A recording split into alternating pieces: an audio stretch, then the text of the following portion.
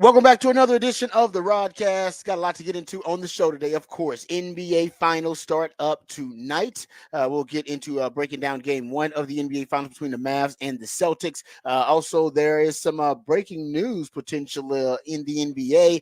We'll get to that too coming up a little bit later on as we talk NBA and we talk some hoops on the show.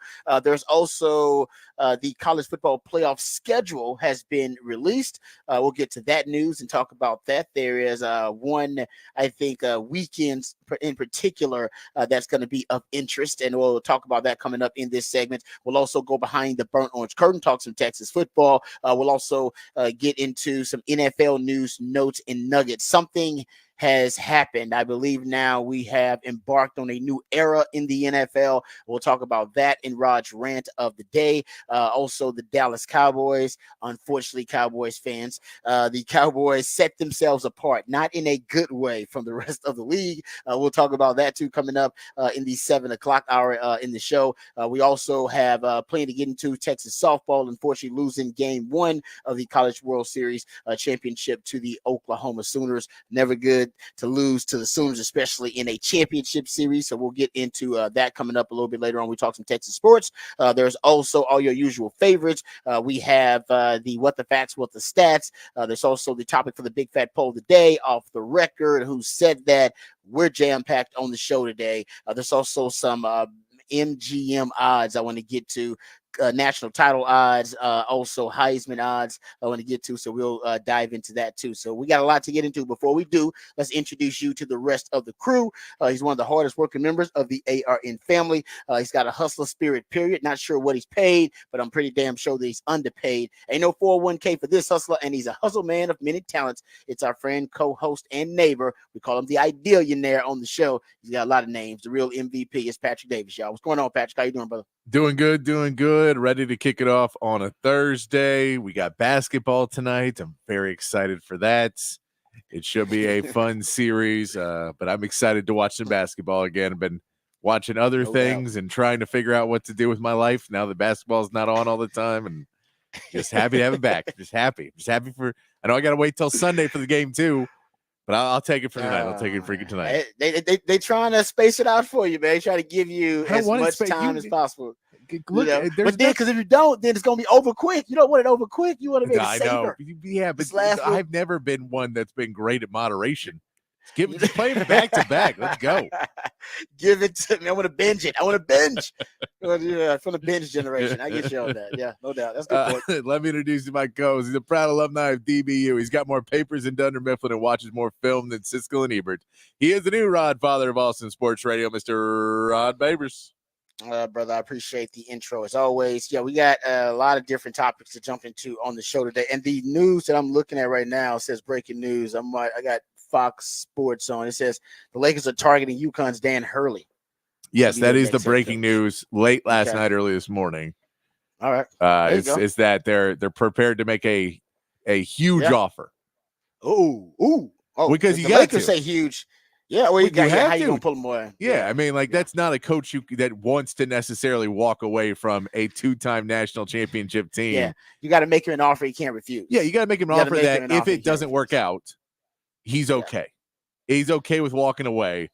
He goes, okay, if you're going to give me, if it's $60 million for me to, potentially leave this team and get fired in 2 years because I'm not playing brawny enough, that's because that's the reality is he understands what you're walking into. He helps you absurd money like that. You got to take it. If they, I don't know, what's the highest paid coach in the NBA? Do we know?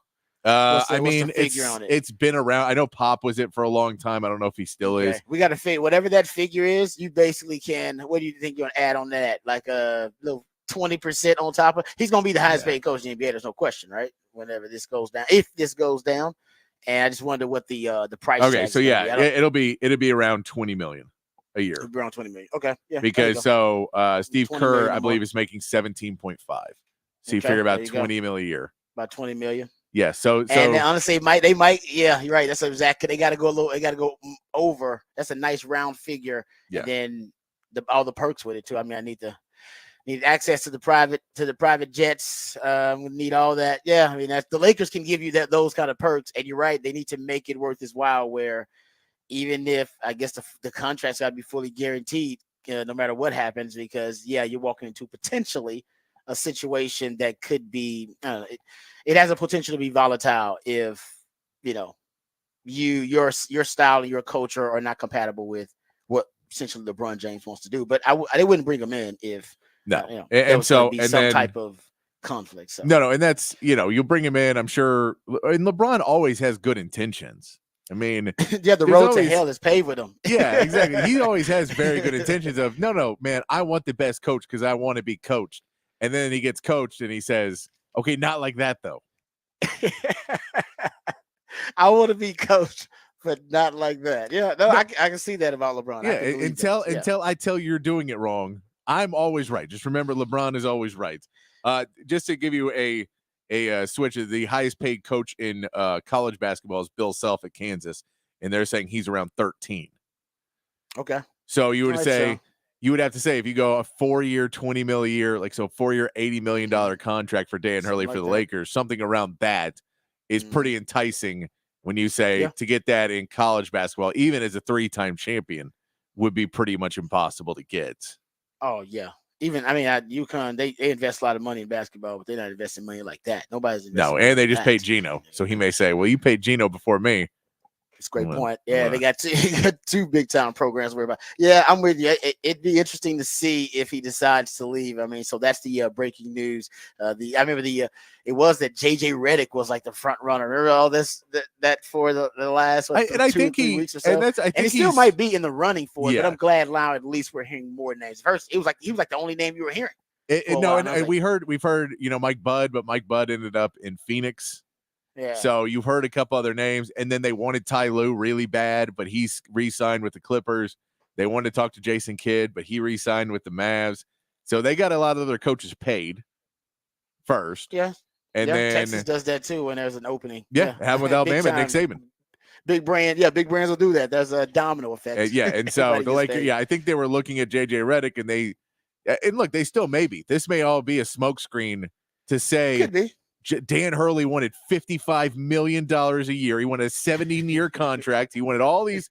So we have to hire JJ Redick, guys. Because we've seen that happen enough in sports from a lot of different franchises where you'll see the big name thrown out and then kind of thrown under the bus of he would have destroyed our franchise. So we have to go with this guy that we always wanted to hire anyway. That we were going to hire anyway, but we had to do it. No, you're right.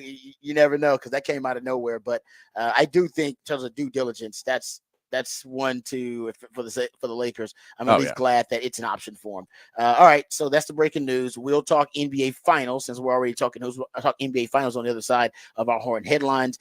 There is also it's a report actually about the Rockets too and them trading a draft pick that I want to ask your thoughts about. We'll get to that. Obviously, that's a little lower down on the priority list. But first, let's get updated. Let's get informed. Let's get educated on all the top stories of the day with my man Patrick Davis and the Horn Headlines. All right, your Horn Headline is brought to you by Top Gun Rentals and Lawn Equipment. Texas softball lost their first game of the Women's College World Series Finals last night, 8-3. OU was able to hit 3 home runs early to get a lead, and Texas was not able to rally. Texas will look to bounce back tonight, needing to win back-to-back games now for the national championship. In the NBA, the finals start tonight with the Mavericks heading to Boston to take on the Celtics. Kristaps Porzingis has been medically cleared and will return to the Celtics lineup after missing over a month of action, leaving in Game 4 of their first-round series with a calf injury. Porzingis averaged just over 20 points per game for the Celtics in the regular season. In Major League Baseball, the Astros dropped the final game of their series to the Cardinals 4-2 yesterday. Yanier Diaz homered in his third straight game, but it was not enough. The Astros now get a much-needed day off as Kyle Tucker and Alex Bregman both missed yesterday's game with injury, and with the news that both Jose Urquidy and Christian Javier will require season-ending surgery. And the Rangers salvaged their series with the Tigers with a big 9-1 win. However, the victory was lessened by Corey Seager, who was able to extend his on-base streak to 28 games, pulling up short while running the bases and having to exit the game with hamstring soreness. The Rangers will gladly take their day off to evaluate the injury before welcoming the Giants this weekend. And that is your Horn Headlines. All right, thank you, Patrick, for the Horn Headlines. Let's get to some NBA Finals discussion and talk about this matchup between the Celtics and the Mavs. Every preview that I look at, I mean, it's pretty lopsided in terms of the analysis that the Celtics are just a all around much better team. Any belief in the Mavs is in Luka and Kyrie, essentially proving to be an unstoppable duo.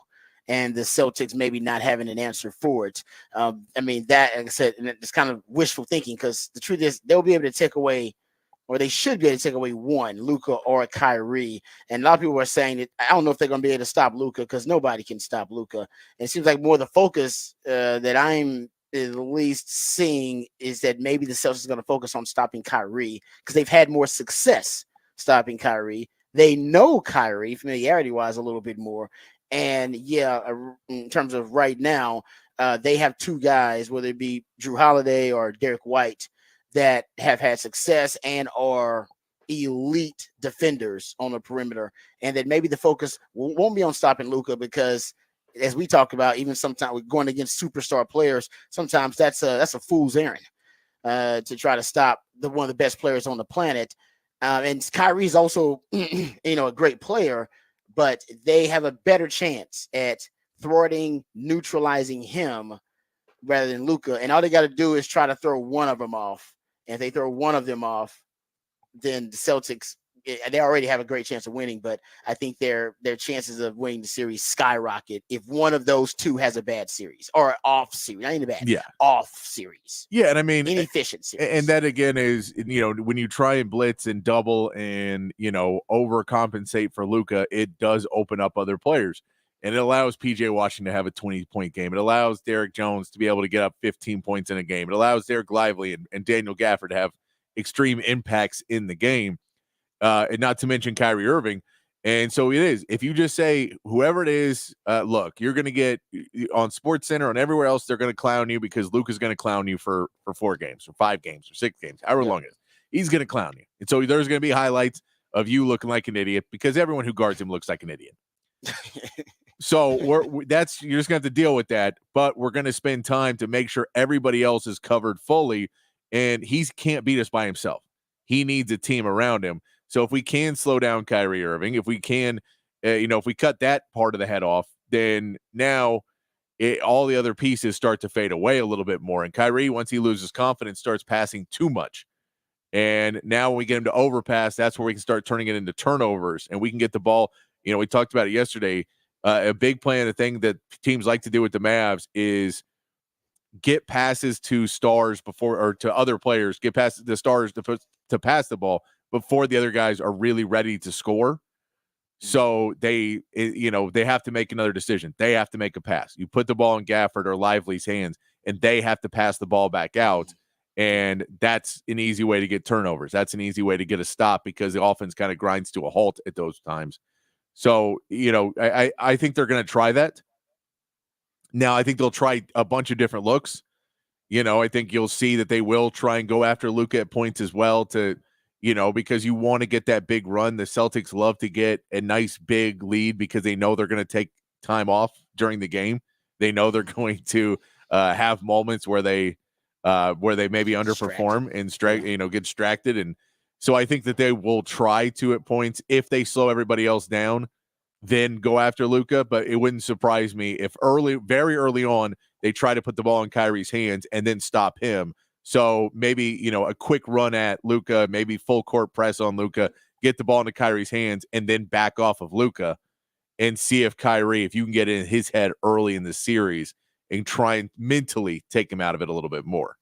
Yeah, no, I'm with you. I think that's at least it does make sense. Now that everybody's got a plan so they get punched in the mouth. Exactly. But it does make sense. Now if Kyrie just comes out and Kyrie just has a all-time great series, and there's really nothing you can do, because I agree. I think Luka's going to get his, and that's going to be the key for them. The Mavs are looking for things to tilt the series to at least become more balanced or in their favor, because the Celtics seem to have overwhelming advantages in a lot of ways in this series, and they've had that all season long in the regular season and in the Eastern bracket of the playoffs.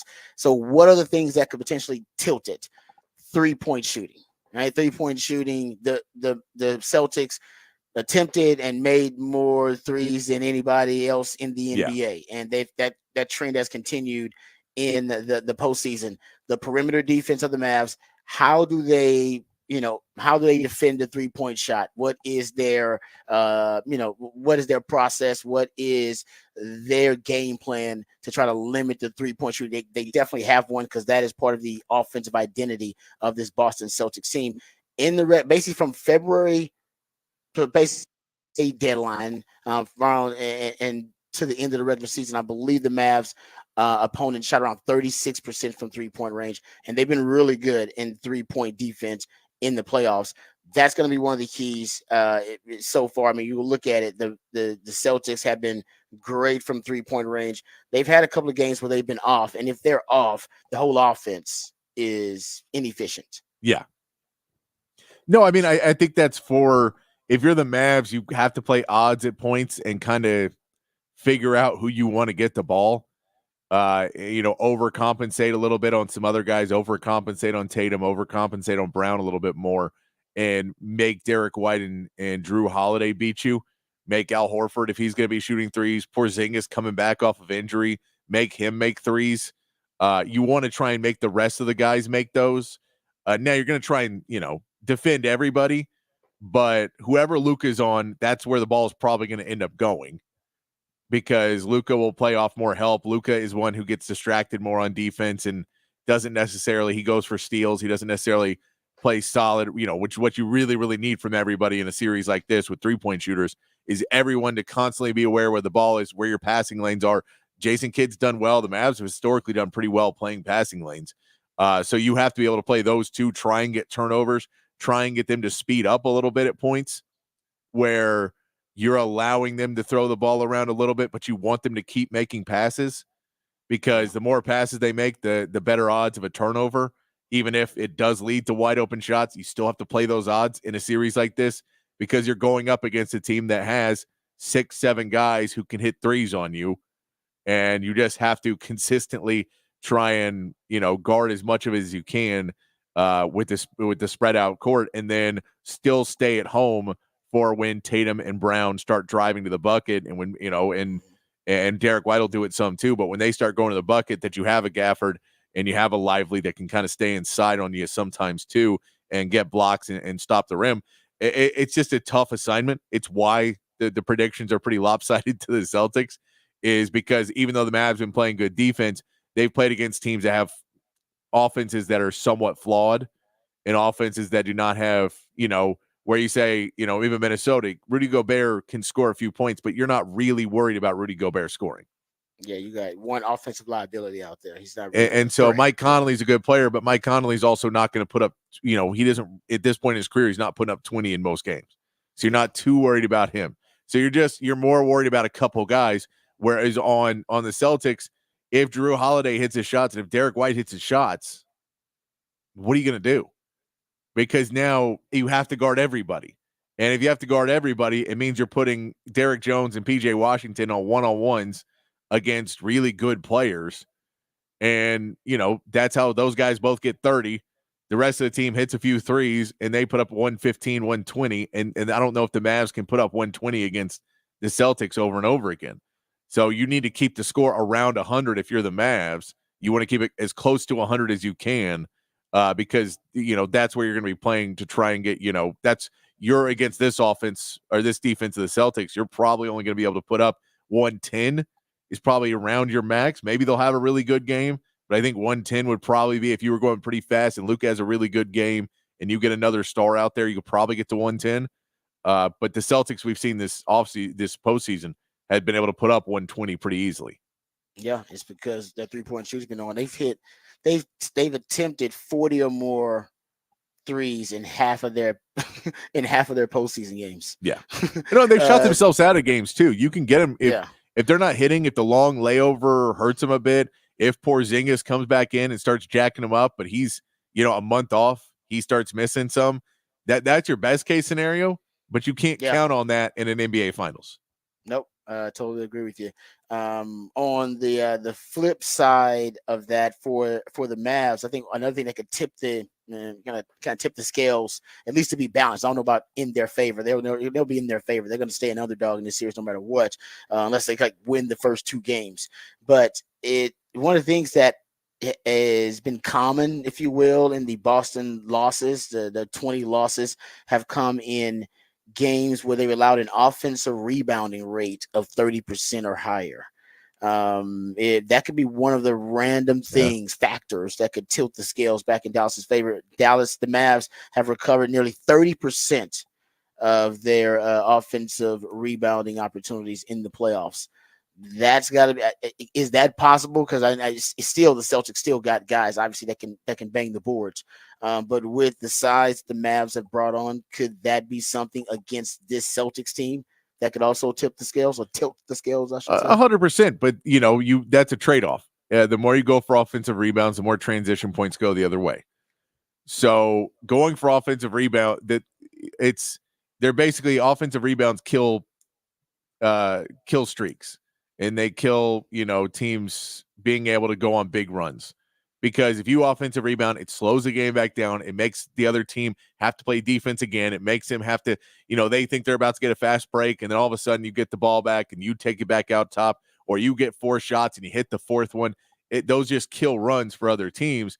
However, on the flip of that, it can start a run real quick. If you have 3 guys crash the board and 1 guy going back and they just send their guys, then it's a slam dunk. Outnumbered. And then you come back and you do it again. And so they're saying, and you got to call a timeout. And it's so there, it can go either way. So if you have that advantage, and again, this is the Mavs series is going to be, you have to play risky opportunities. You have to take chances in this series because you are undermanned. Yeah, you got to gamble. Yeah. Yeah, you have to gamble. You're right. That come in a lot of ways defensively on both ends of the court. They'll say that this is going to be things, I think, because it does seem like the more research you do, that the Celtics have, they have there's so many advantages, like they overwhelming advantages in a lot of different ways. So I'm with you. I'm just looking for ways, things that could tilt the scales a little bit. And we know that the biggest thing that the Mavs probably have on this Celtics team is clutch time.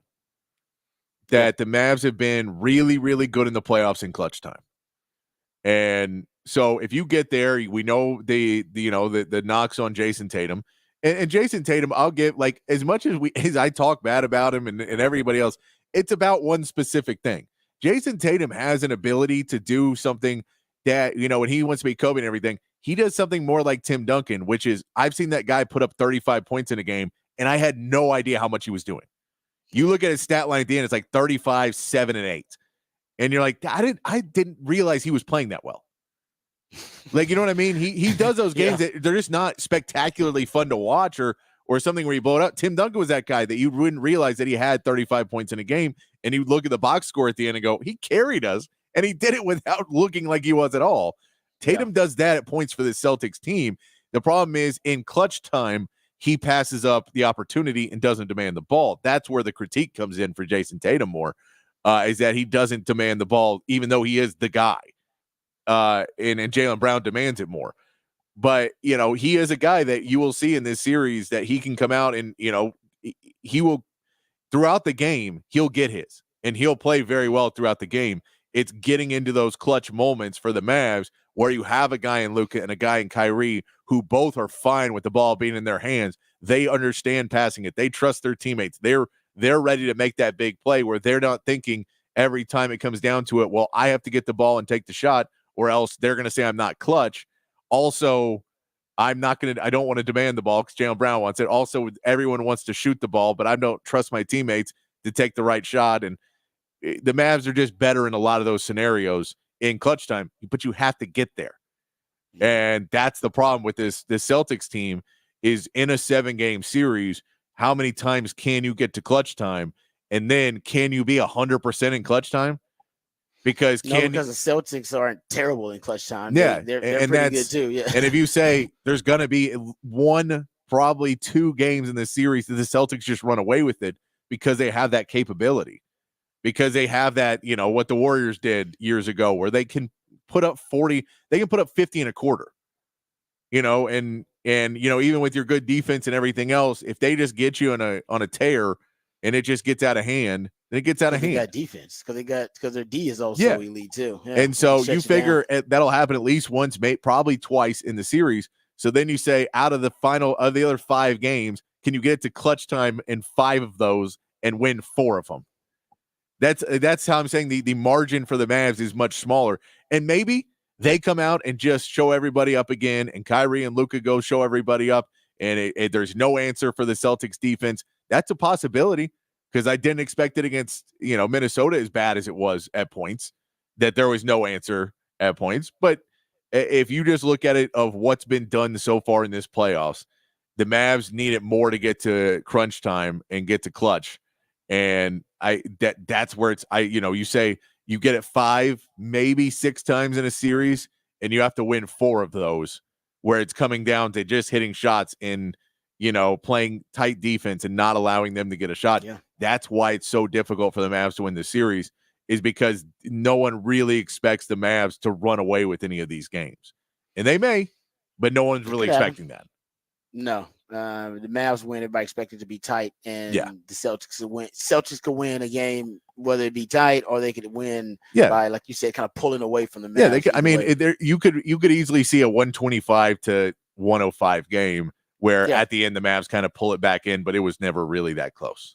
Yeah, I mean, we've seen those in like half the series so far in the playoffs. Yeah, we've seen those kind of games. So no, you're right about that. I mean, that's why it could be a series that, for the legacy of Luka, the legacy of Kyrie, it adds to the mystique and to the mythology of those guys if they can, because it would be both of them, all right, performing at a really high level for the Mavs to win this series. And I'm with you. It'd come down to clutch time, those iconic moments within the last 5 minutes of the game, those guys making clutch plays in critical moments. That's what it would come down to if they won. And like I said, it would add to their legacy. So I did pick the Mavs, but I picked the Mavs because I do. I think for Luka and Kyrie, they want to be special, and they're going to be special, like you said, most of the series. And it's going to be, like I said, it's something that we haven't seen before from Luka, and we've seen it from Kyrie, but we haven't seen it from Luka.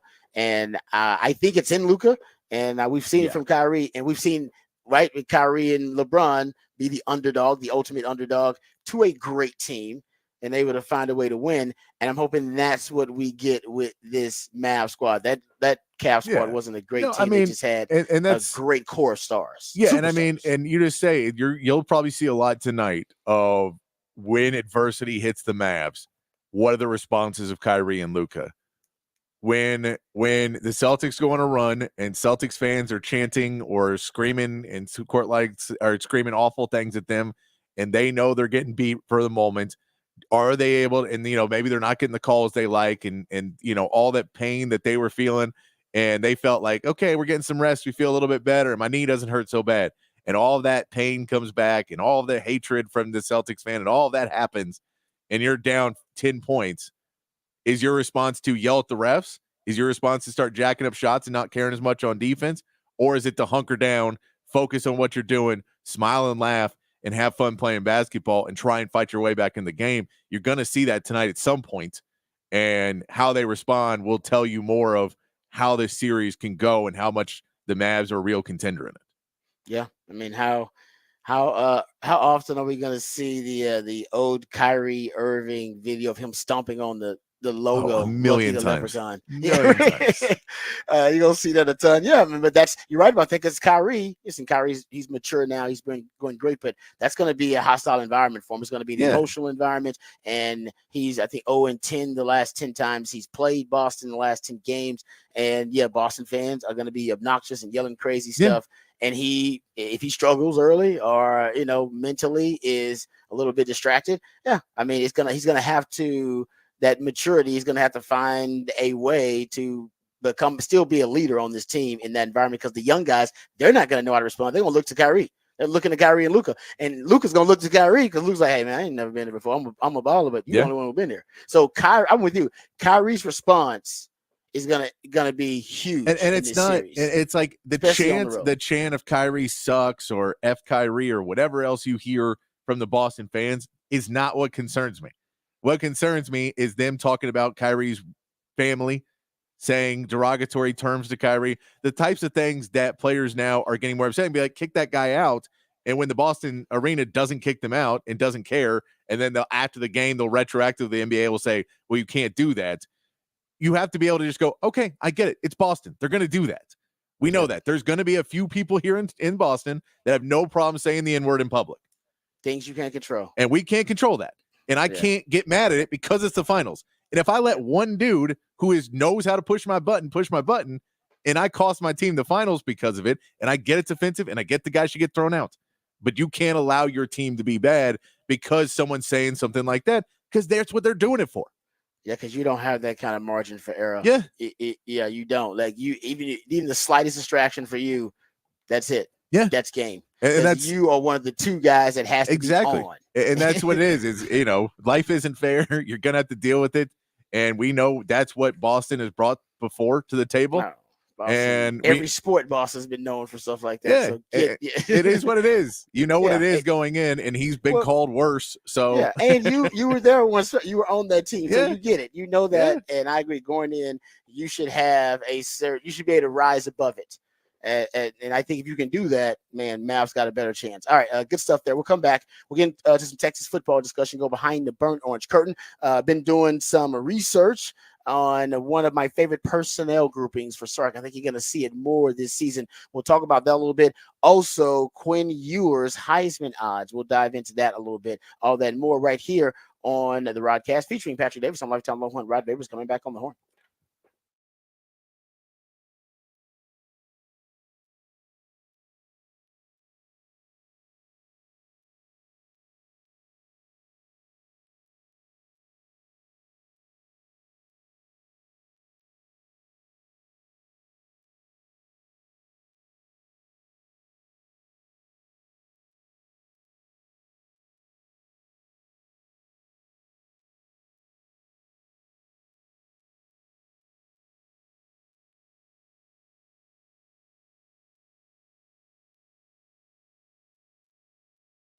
Hey, what's up, folks? Lifetime Longhorn, Rod Babers here. Austin is a great city, one of the fastest growing cities in the country. And yes, that does add to the traffic.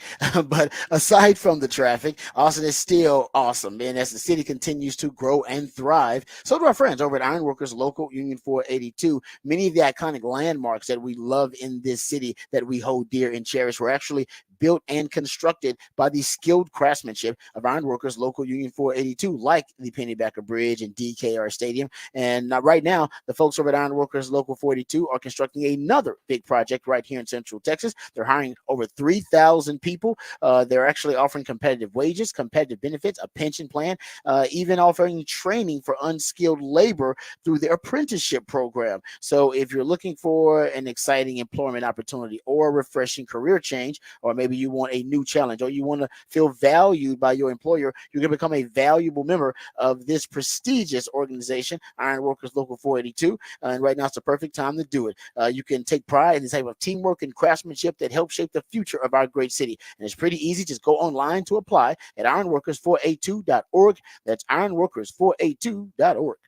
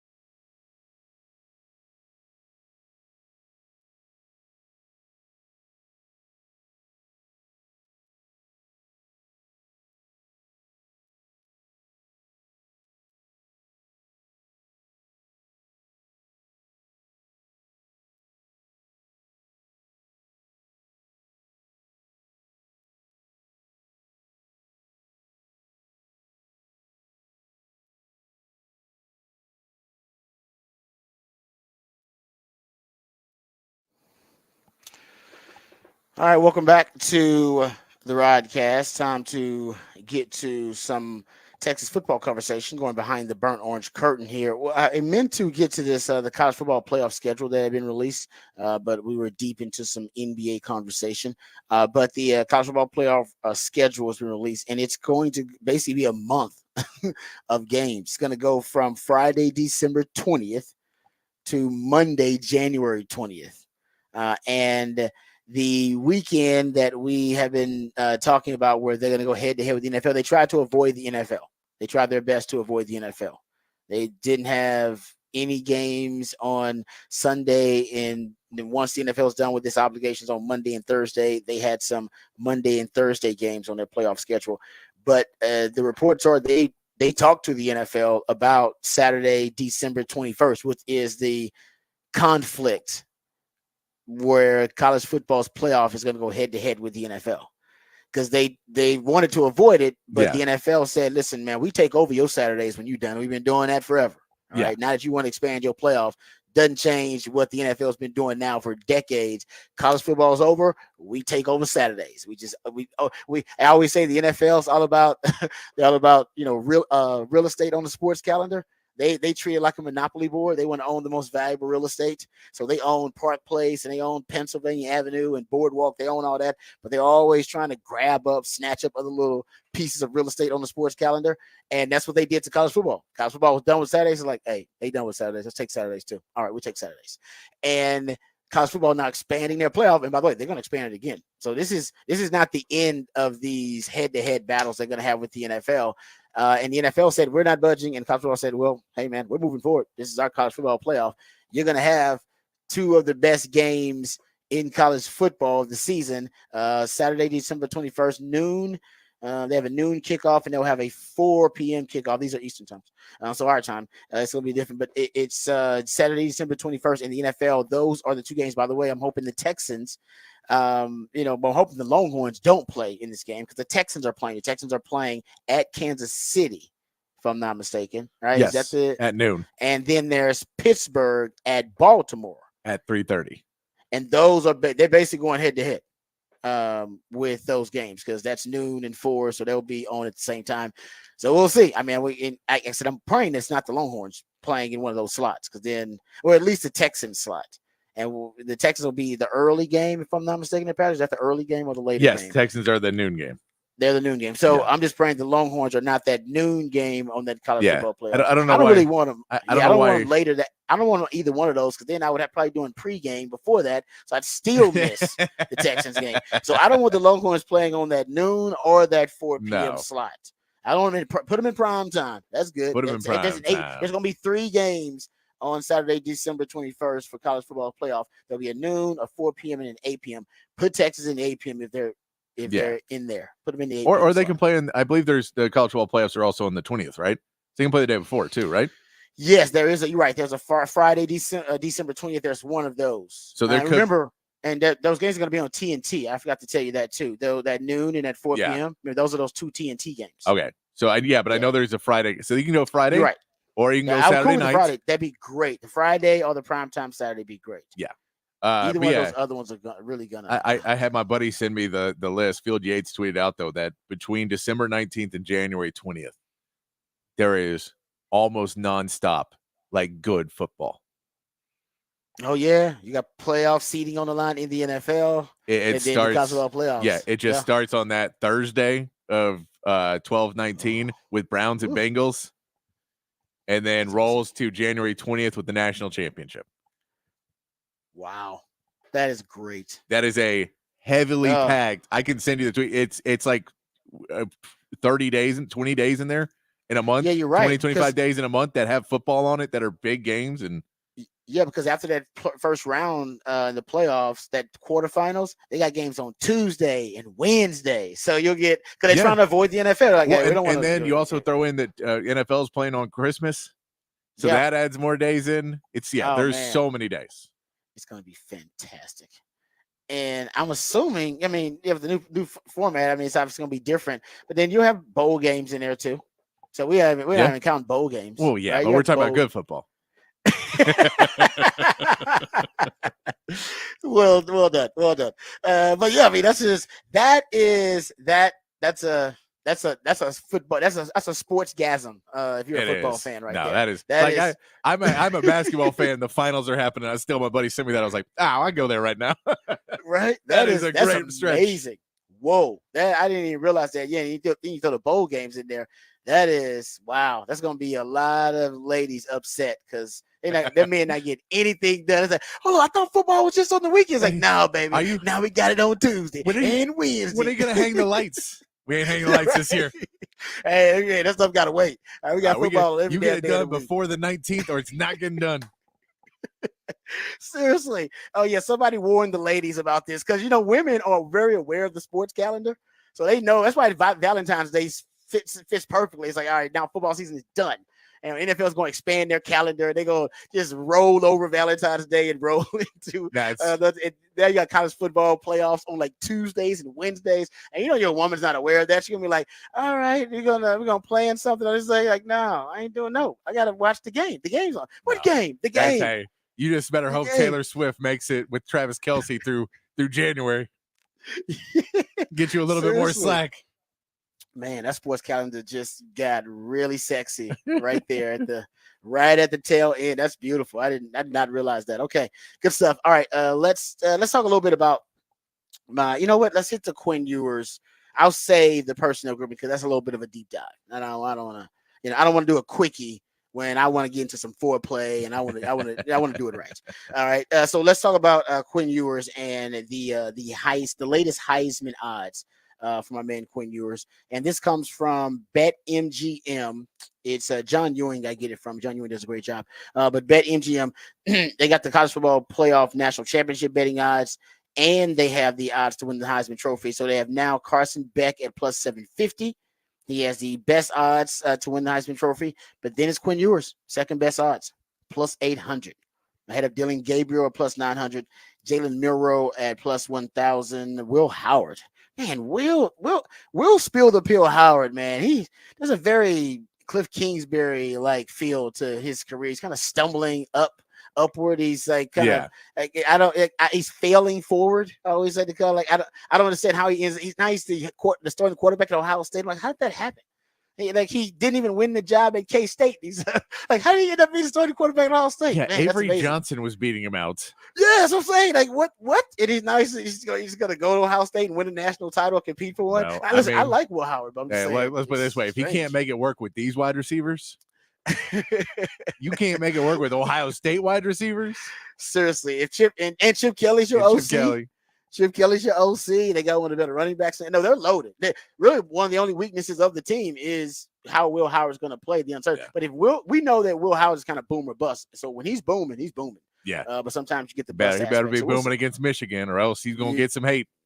Oh man, that game is so big for Ohio State this year. If you can't beat him once Harbaugh is gone, And it's like what they have, like how many players drafted? Oh man, I don't know. Like there was the most, like 13 or something like yeah, that. so you lose that amount of 14. players, and the coach is gone. If you can't beat them, then its strength and conditioning coach is gone. Yeah. The what else did they lose? They the lost their offensive defensive coordinator. The defense coordinator Greg is Roman, gone. Defense coordinator. Oh man, they lost everything. Yeah, if you can't beat them now, and you added a lot. If you're Ohio State, you added Chip Kelly to the mix. You in the transfer portal, you went out and got one of the best safeties in the country. Oh, and you skirted disaster with Bill O'Brien. Oh, remember that for a month? I forgot about that. I forgot all about it. Good Lord, thank God they did that. Because you're right, we all knew that was gonna implode if Bill O'Brien was the OC. Because I don't know, we'll get into it. But Bill O'Brien, I like a certain amount of Bill O'Brien, but too much Bill O'Brien is bad, and we got that with Texas. Brian Day plus Bill O'Brien does not seem like it's gonna work. Yeah, I agree with you. Jackson Dart's at plus 1,500. That might be a pretty good value though at Ole Miss because Ole Miss is stacked right now, and that's pretty much your top Heisman odds. But if you look at highest handle percentage, which I think is money wagered, period, Quinn Ewers has the most money wagered for the Heisman front runners, the Heisman candidates. He's got the most money wagered on him, 13.6%. The highest tickets, which is the most bets overall. Highest ticket percentage is Beck at 10.3%. If you also go look at national championship odds, highest handle percentage, Texas is third at 8%, Georgia at 16.6%, and then Ohio State first, the most money bet on them to win the national title at 35%. So yeah, getting back to the Will Howard conversation, that is same. That's the same order for the highest ticket percentage, which is the most bets overall. How about this though? And this is from BetMGM and also from John Ewing. The Colorado Buffaloes have the fourth most bets to win the national title, according to BetMGM. I mean, but Bronny's got the most bets to be number one overall, right? That's true. Some people are just Yep. dumb. And Scotty Scheffler, more people bet on Scotty Scheffler once he went to jail than to win. Some to people win just that like title the day throwing money before. away. Some people like throwing It's money like, away. It's like what? Excuse me? Yeah, the fourth most. No, that's I didn't make that up. That's real. Yeah, you're right. I don't know how people justify that. Some people just bet to have fun though. They're Yeah. not deep dive No, analysis. no, They're not, and you know what I mean, I researching. think It's they just do fun. it too. Like I knew last year, I had a friend and he made bets with like 5 or 6 people about Colorado's record because all these people be talking about how Colorado was going to Yeah. be so good, and he would even talk them down. They'd be like 8-win team. He'd be like, "I'll what, like 5, 6," and like, no, He 8 was setting wins. them up. He's like, no, I'll take no, and he'll be like, I'll give you 5, I'll give you 6. Like if they can hit that, see, I know they're not going to.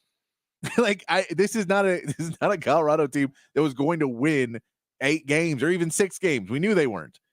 Yeah. And so it was like that's not a fair. But people were going hard on that one last year and lost enough money that it was surprising to me that they were taking those bets. But yeah, I hope none of those are big bets. That's a lot of money to lose. Yeah, I mean, it just says 4.5% of bets, fourth most, are on Colorado to win the championship, according to BetMGM. I just gave you the other 3. Then it's Texas, and then it's Georgia, then it's Ohio State. That in that order. Isn't that crazy? That's crazy. Went from plus 20,000 to plus 12,500 and to win the college football playoff. It just like jump because everybody he's betting on them. Yeah, I mean, if you look at just their additions and don't take into account their subtractions, they'd be better. That's true. Because they basically just overhaul the roster every offseason he's been here so far. So if you just don't realize how many people they're losing, and you just think, well, look at what they brought in, you're all right. Yeah, I mean, listen. I wouldn't even bet them to win the Big 12, let alone win the national title. Yeah, I do think they'll make a bowl game. There you go. That's you think they'll be bowl eligible this year? I think they'll be bowl eligible. That's Okay. 6 wins. Yeah, there you go. All right, we come back. We got the topic for the big fat poll of the day. We also get to the musically themed day of the week. All that and more right here on the Rodcast, featuring Patrick Davis. I'm Lifetime Longhorn Rod Davis coming back on the horn.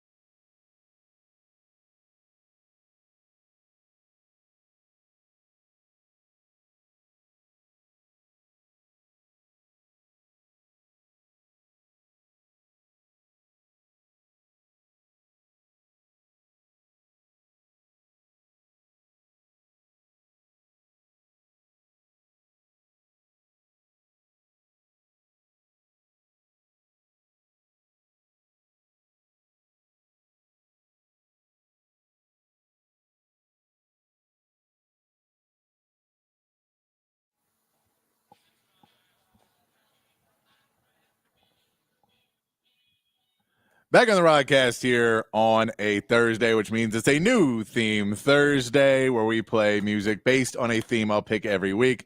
And today's theme is National Best Friends Day. National Best Friends Day is Saturday, so we are playing songs about friendship and friends and all of that is what we'll be playing today on the show. Songs about friends. I like that. Remember to text your friends on Saturday and say Happy National Best Friends Day, and they'll say I don't care about things like that, and you say yes, that's why we're friends. There's a lot of songs about friends. There's some good ones. There's some a lot of good ones about friends. Yeah, you got a bunch of those.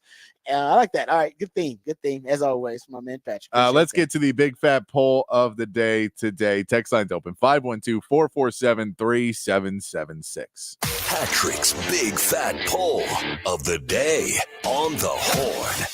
All right, we talked about it a little bit yesterday. Rod asked me the question of who will be the biggest third factor for the Mavs and for the Celtics, and I couldn't give him a straight answer because there is a few options. So I want to ask you guys, who will be the biggest X factor in the NBA Finals? So basically, X factor means we're taking out Kyrie and Luka, we're taking out Jalen and Jason Tatum. So we're going to take out the top 4 players in this series, take them out of the equation. Who is the biggest X factor in the NBA Finals? Is it Porzingis coming back? Is it Derek White and what he is able to do? Jrue Holiday on the Celtics? Is it PJ Washington? Is it Derek Lively? He has been a huge piece for them. Is it Daniel Gafford or somebody like that? Who do you think it is? I would say on the Mavs, it's most likely PJ Washington or Derek Lively. Most likely would be the X factor for them. And on the Celtics, there's a few more pieces. I would say Porzingis, Derek White, and Jrue Holiday would be your top 3. We know Al Horford will be important, but I don't know if he's the X factor guy in this series for the Celtics. I would say it'd be maybe Porzingis at this point. Now that we know he's coming back, what he plays like, how many minutes he can play could be a big X factor for the Celtics at 20 points a game during the regular season. We know Derek White, he's been huge for them, so it could be Derek White as well. But let us know who you think will be the biggest X factor in the NBA Finals. And then as we watch, we will see if we're correct or not. Oh, I like that. Yeah, I think you're right about. I think it's Porzingis maybe for the Celtics. I mean, he hasn't been with them for a month. For a month, yeah, he got hurt at the end of April. Yeah, so he hadn't been with that team for like a month, and they still been dominant. I mean, adding him to the mix could potentially, put this thing over the top for the Celtics in terms of all of their advantages. And the thing, he actually could be a rim protector for you too. So he's pretty to an extent, yeah. He's definitely. Yeah, I mean, he's 7'2" with like a 7'5" wingspan. He's got the size, and so he's elite. He's not Gobert. Yeah. So when you say it's what Horford can do, he just is an older guy that is not that tall and doesn't have the wingspan. So it's harder for him to get up when Lively and Jones and PJ are all jumping over the top of him. But Porzingis can at least be a body, stick both his hands up. If he gets his feet outside the restricted zone, he can take some charges there too. Try and get guys that are going to be playing big defense and foul trouble with offensive fouls is always nice as well. So, I think it's going to be interesting. So if you have the Mavs winning, it's probably going to be one of the Mavs players who would say will be the biggest X factor in the playoffs. Because if you say they're winning, then they need an X factor. It's not just going to be Kyrie and Luka, clearly. They need multiple X factors, actually. Hell, you can argue Jason Kidd's got to be the X factor if you want to. Because they're going to need a schematic advantage somehow. They're going to need, and even if they have one schematic advantage to start, it won't last the entire series. They're going to have to win the chess match between the two teams because they're not going to win the talent advantage because they can win the chess match. Win the chess match. Win the superstar advantage. Your superstar is better than their superstar. And then then the X factor among the team, not just for the coach in the scheme. Maybe it's Lively. I watched Lively. I mean, we know the game Lively missed is the one they lost in the Western Conference Finals. Great point. And remember that game, was it game 6 that they had to close out game 6 with Lively? Where he basically is playing like a one-man zone, essentially going from baseline to baseline, helping them defend the three-point shooters, closing out on three-point shooters. It was just amazing to watch a guy. Now, can you do that with the Celtics? I don't know. I mean, that's a different team altogether. But I've seen him do some freaky, weird, crazy things defensively. I mean, you talk about defensively when you're going to have to play up on these three-point shooters, they're going to drive. can he affect shots around the rim and get rebounds? And, you talk about offensive rebounding being a big piece. There's a lot of things where Lively is going to be very important for this team. Yeah, like I said, maybe he is and he's playing way beyond the expectation level for a rookie. Yes.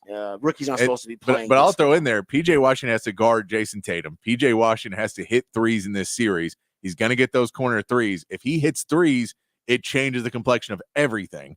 Because if you put him at a 20-point game, that changes everything of how they have to defend, how they have to look at him, and what he can do. And that's adding on another piece of him guarding Tatum. If he's able to be a stopper and slow down Jason Tatum, that is a huge piece of what he can do.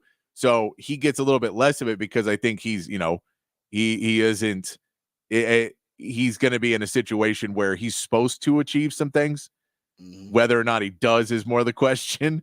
Where Derek Lively, you kind of, there's more of that, it'd say he's a plus minus guy, but it's more of a plus when you have him. I gotcha. But yeah, I don't know. I think it could be any of those, but that's a question of who will it be too, is not who needs it to be, who needs to be the guy, but who will be the guy in these finals. Yeah, no, you're right. And the Mavs need it more than the Celtics do. Because the Celtics don't necessarily need an X factor. The Mavs definitely need one if they're going to win this series. So we'll talk about that. Good stuff. The topic for the Big Fat Poll today. Go check it out. We'll have that posted soon for you on X. But go check out the text line 512-447-3776. We're always having great conversations on the text line. All right, we come back. We'll dive into the NFL. The Cowboys are standing apart from the rest of the NFL teams, not necessarily in a good way. We'll get to that. There is a standout so far in the mini camps, the OTAs for the Texans, and it's just the right time, and it's just the right player. We'll talk about that when we come back as well. And Rod's rant of the day will be about a new era that I think now we have officially embarked on in the NFL. I think we're now in a new era of football, and I'll explain why. I just realized it last night doing some research. All that and more when we return right here on the Rodcast featuring Patrick Davis. I'm Lifetime Longhorn. Rod Davis coming back on the horn.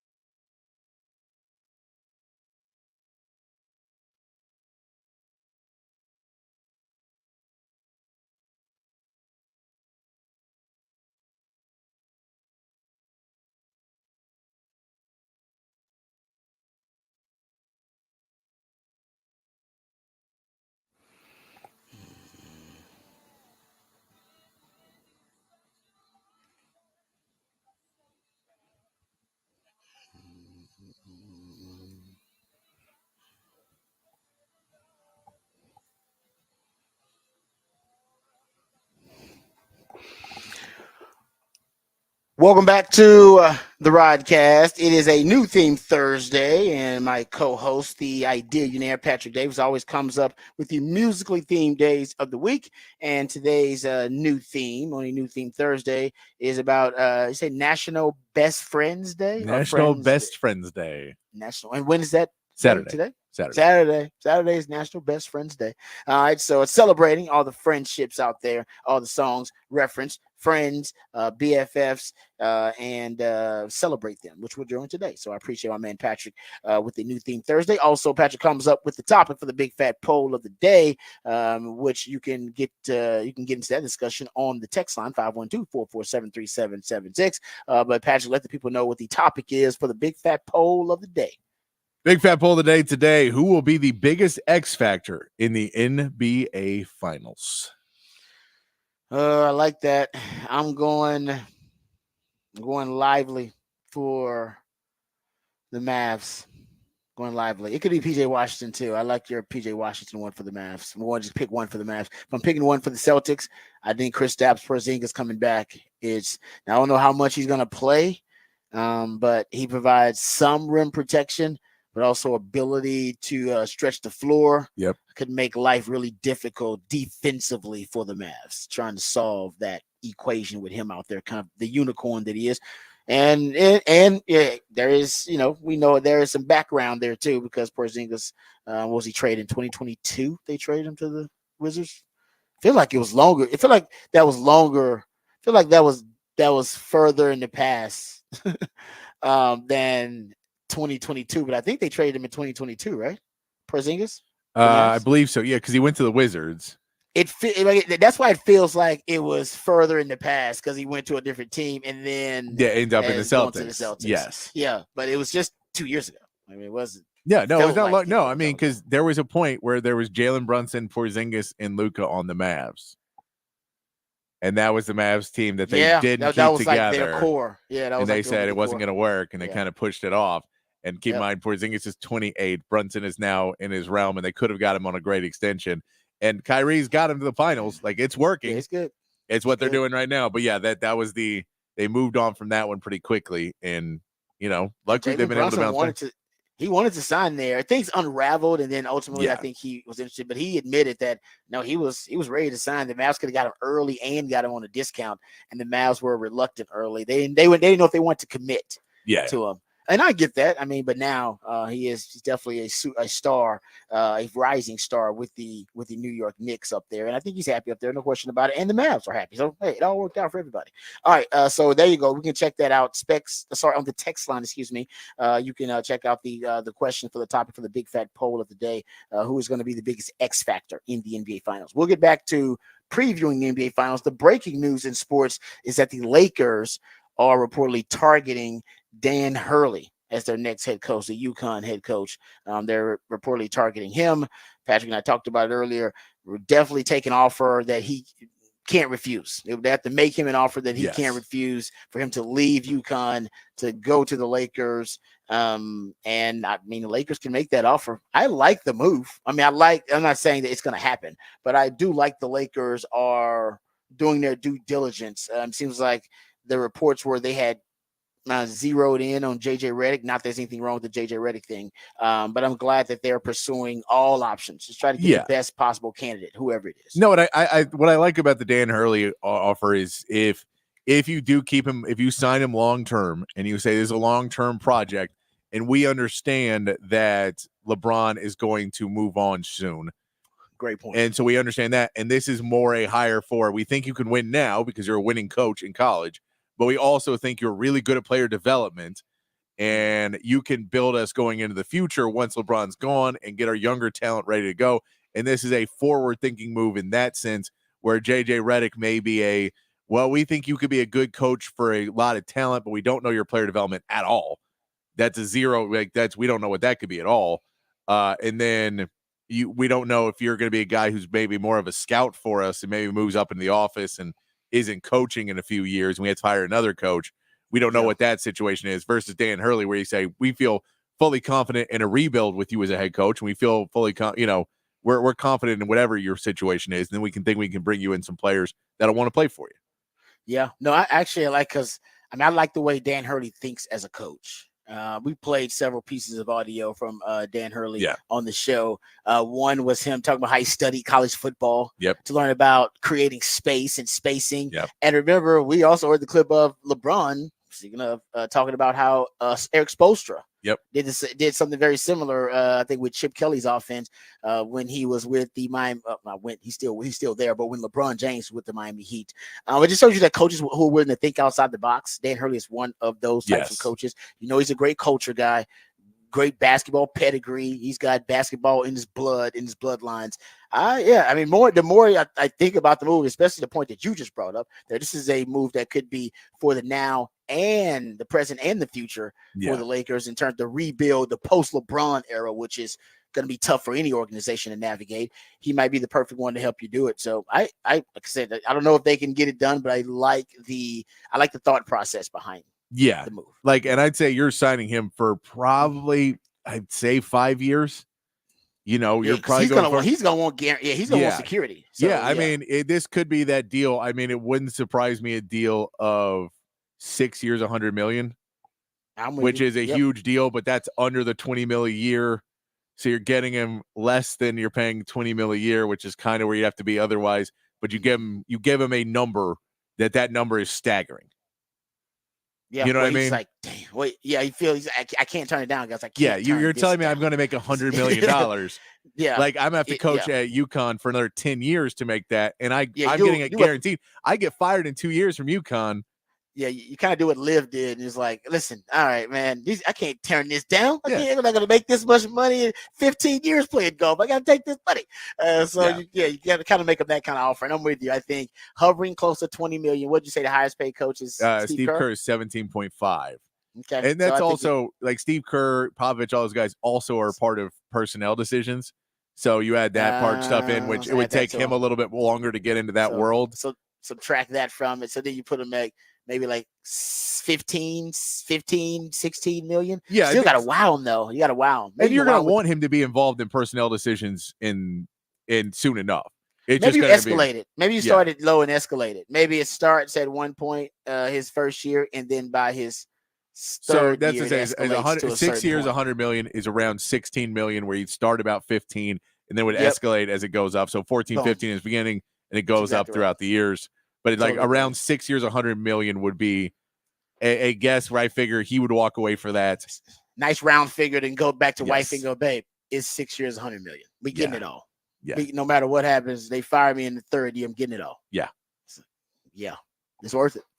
It's LA too. It's the Lakers. It's LA. And I gotta leave Connecticut. He's working with LeBron. I leave Connecticut to go to LA, and then I also don't have to recruit anymore.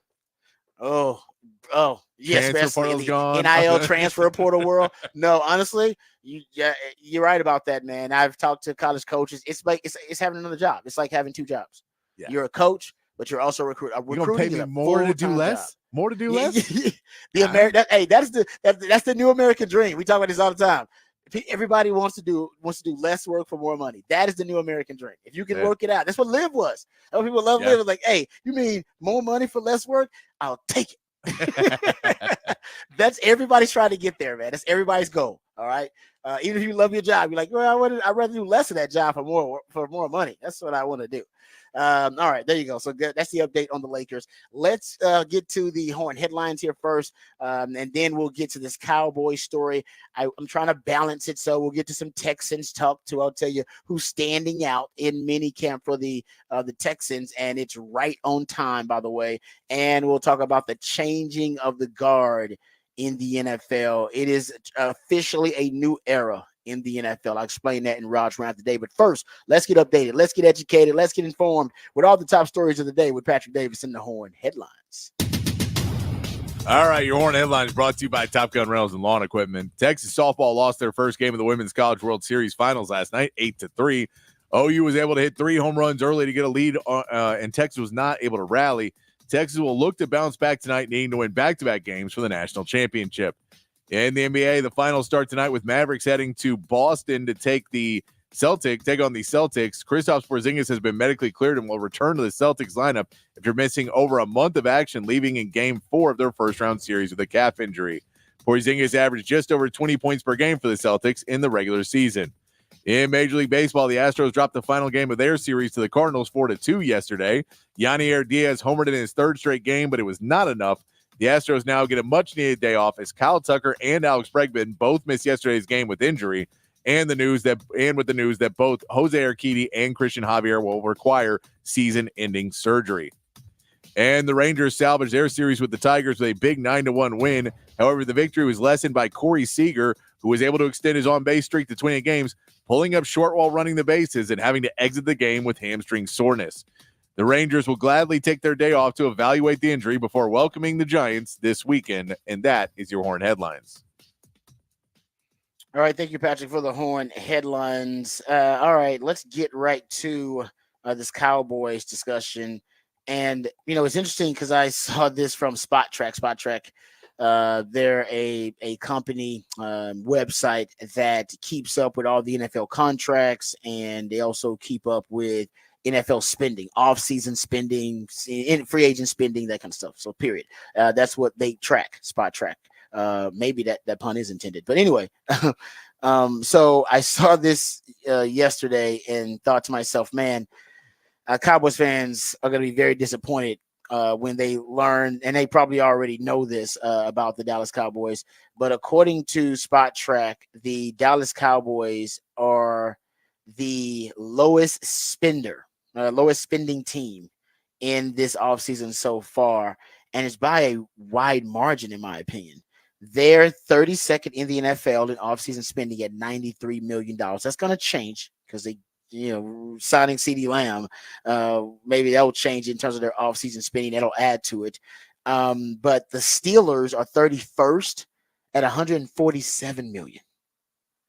That is a big gap, in my opinion. And then the Chargers are 30th at $150 million in spending. The team that spent the most this offseason are the Lions. The Lions have spent $626 million. And you know who's second? And Cowboys fans ain't gonna like this either. The Eagles. We talk about the Eagles all the time. Howie Roseman's always aggressive. He's always trying to maximize that window. He's a guy that truly understands. We always talk about that 5-year window. Like, hey man, the NFL is kind of built in 5-year windows. If you don't contend or you're not winning a championship or contending for a championship in that 5-year window, might as well tweak it or kind of retool some things.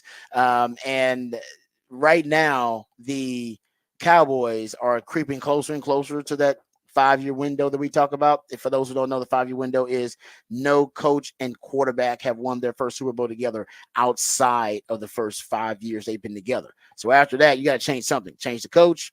Sometimes you can change the quarterback, whatever you want to do.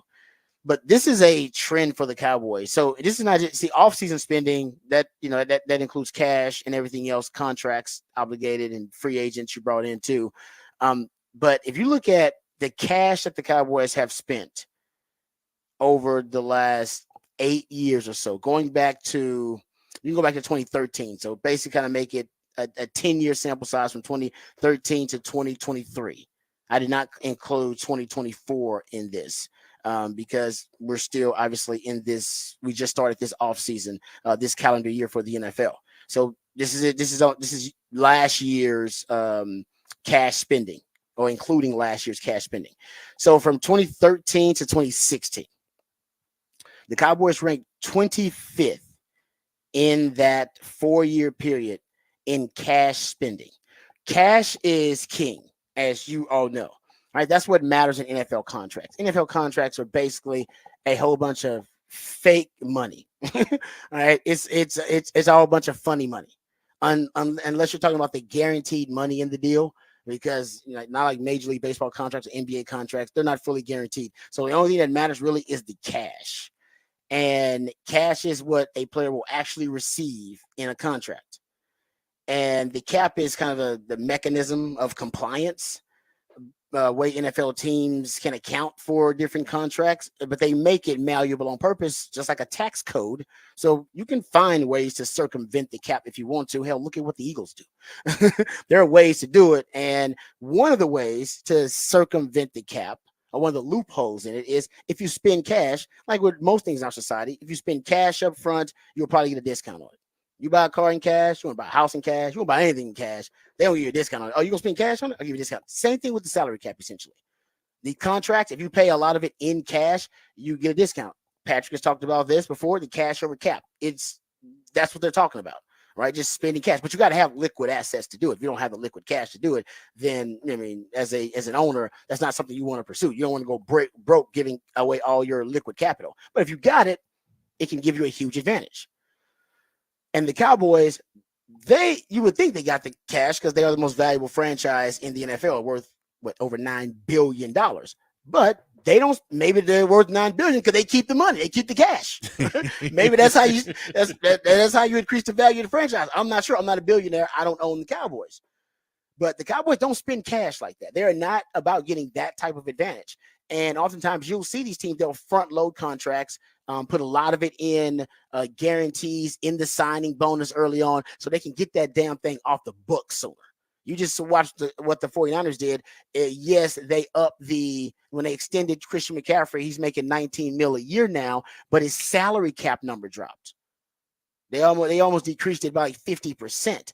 That's ultimately what you're trying to work so you can have more advantages. Working the salary cap. If guys, you can lower their cap number, but still, oh yeah, they're making this much a year. But yeah, I gave them how much of that in a signing bonus, or I gave them how much of that up front early on.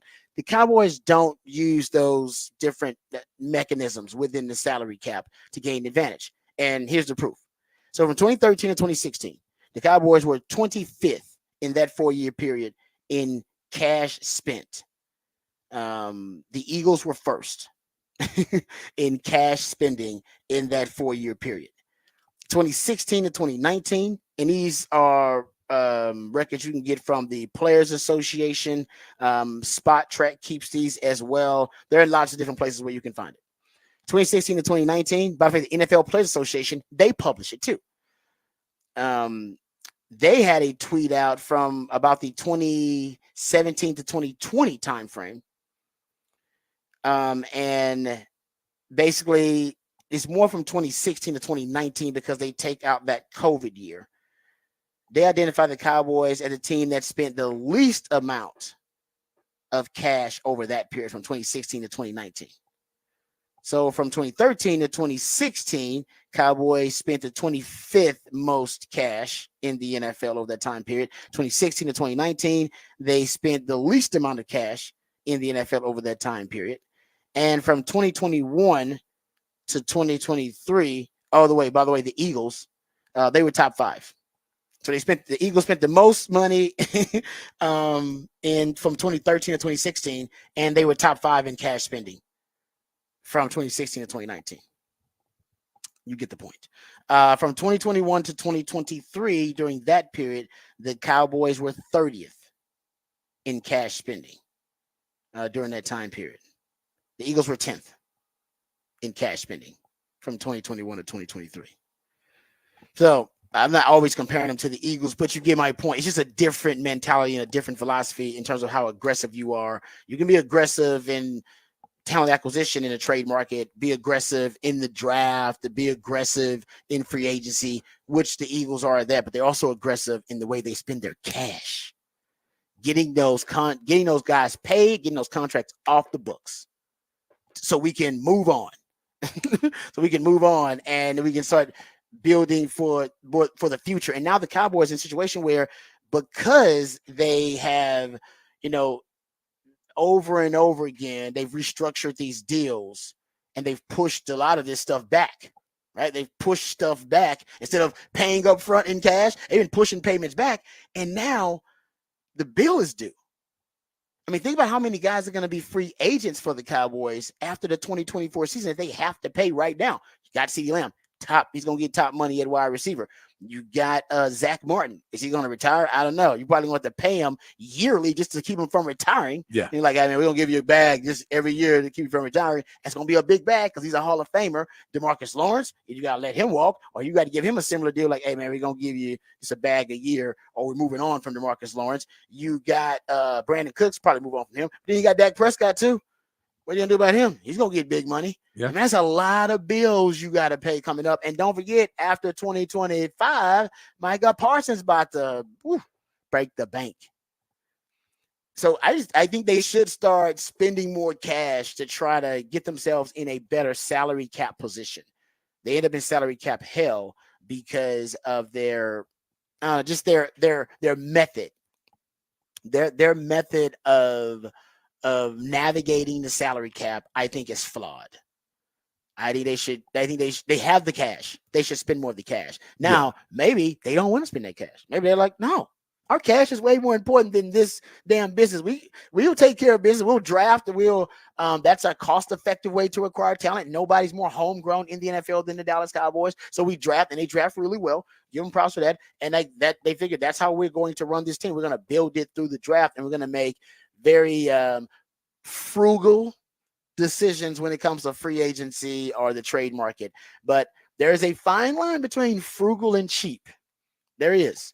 And sometimes I think the Cowboys are, I think they're leaning more toward being cheap than being frugal. Yeah. And I mean, I think they're running the old school way of doing things where, for a long time, a lot of franchises were owned by guys who bought franchises before the NFL boomed. And so there was a lot of guys that did not have the liquid cash. And if they did, they had to take out basically loans against the team to get the cash where they could make it back and they could pay the loan back. But, they weren't necessarily liquid from another part of their life. That's so they couldn't say, I have this liquid and the league's making this much. So like the Al Davises or the Bud Adams and guys like that, they bought in the league before the league blew up. And now everybody's rich. And Jerry Jones bought in right before it blew up. And so he's kind of in that old school mentality, even though he was one of the richer owners when he bought it. He's now worth a ton, but you don't know how much of that is liquid versus how much of that is in ownership of, a super valuable franchise and all the other pieces of businesses he owns. But he's still working under the old school mindset of this is how it's done. We're not dealing with everybody being so liquid and finding this loophole of being able to do it, where there's now more and more trust funds and not trust funds, but groups of investors and all of that, where there's more people being able to put in massive amounts of money to try and raise the value of their franchise. He doesn't necessarily have to do that to raise the value of his franchise. These other guys want to raise their value by being relevant. So they are spending more and more money. But when you have people like the Waltons buy in and these massive groups of investors buy in that have tons and tons of money, it doesn't bother them. That's why they can, the Broncos can make a Russell Wilson deal and then move on from it a couple of years later and pay a coach a ton of money and not, and they're not necessarily competing, but they're also not sweating it. You're right. Where I feel like if the Cowboys had done what they did, we'd be destroying them still for that. And the national media would be destroying them still for what a terrible decision they made. But the Broncos just went, we did it. We'll pay him. Go away. We'll deal with it because we'll pay him cash and try and get him out of here. Off the books. And so it's that concept of his just trying to be more old school with it. And you wonder how long you can do it. And this is really a big offseason for it, because do you, in renegotiating 3 giant stars in Dak, CD, and Micah, do you finally break that trend and set yourself up for a future that is not as cap strapped and as pushed of, getting yourself in cap hell that they're in now? Or do you continue on with it and just try and figure out a way to do it the business as usual? And like when you look at that list, it'd be interesting to see if you kind of just based on making Micah the highest paid defensive player, you made CD top 3, you made Dak top 3. And if you put all of that, said they signed those 3, how far do they jump up that list of offseason spending? Because you figure they jump up, they pay him. And so if they pay 2 of them, even it'll jump up that list. No doubt. So but that's the question. Are you the cheap between being cheap and being frugal? Are you going to sign those guys and jump up that list? And we all say, well, that list was premature because you weren't spending because you were being prepared for what you were doing. Or are you not going to sign them and you're being cheap? You didn't want to pay them. And so that's when you say there's a fine line, it's do you pay those guys or not? Because you'll jump right up that list if you start paying those guys. Because that's even if it's just the two offensive this offseason, that's two top three money for two of the most expensive positions in football.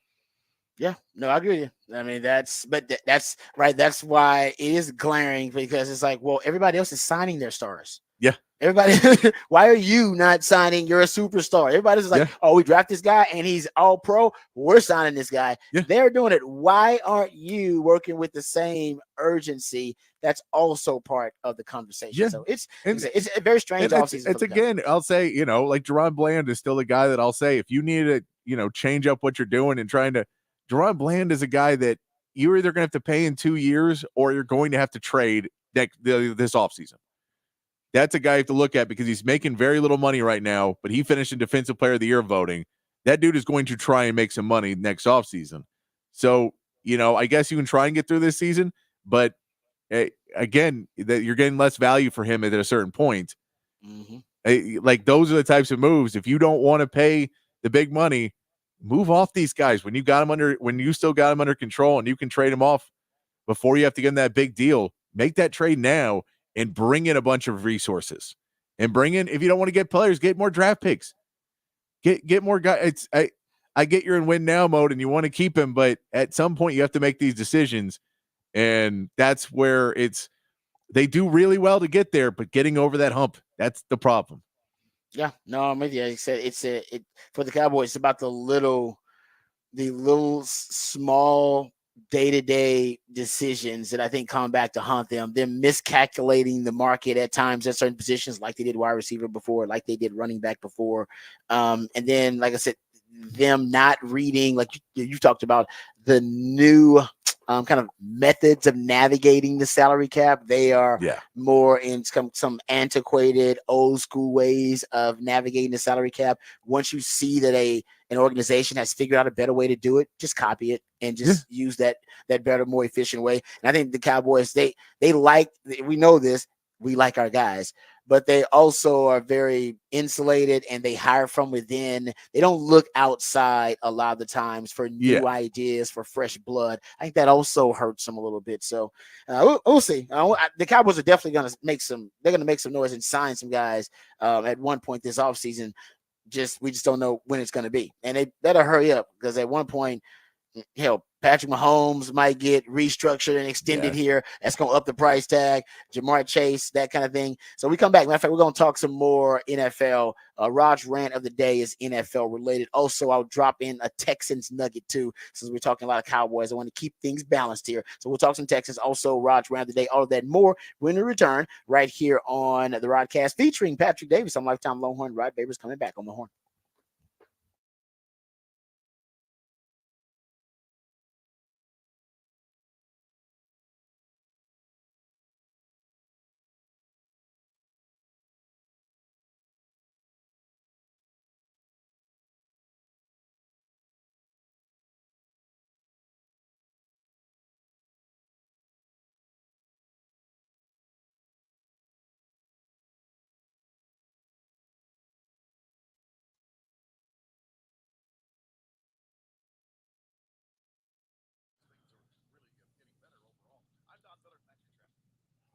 Hey, I want to tell you about our friends at Texan Windows. They're your new and replacement window experts in Central Texas. Discover affordable windows and sliding glass doors.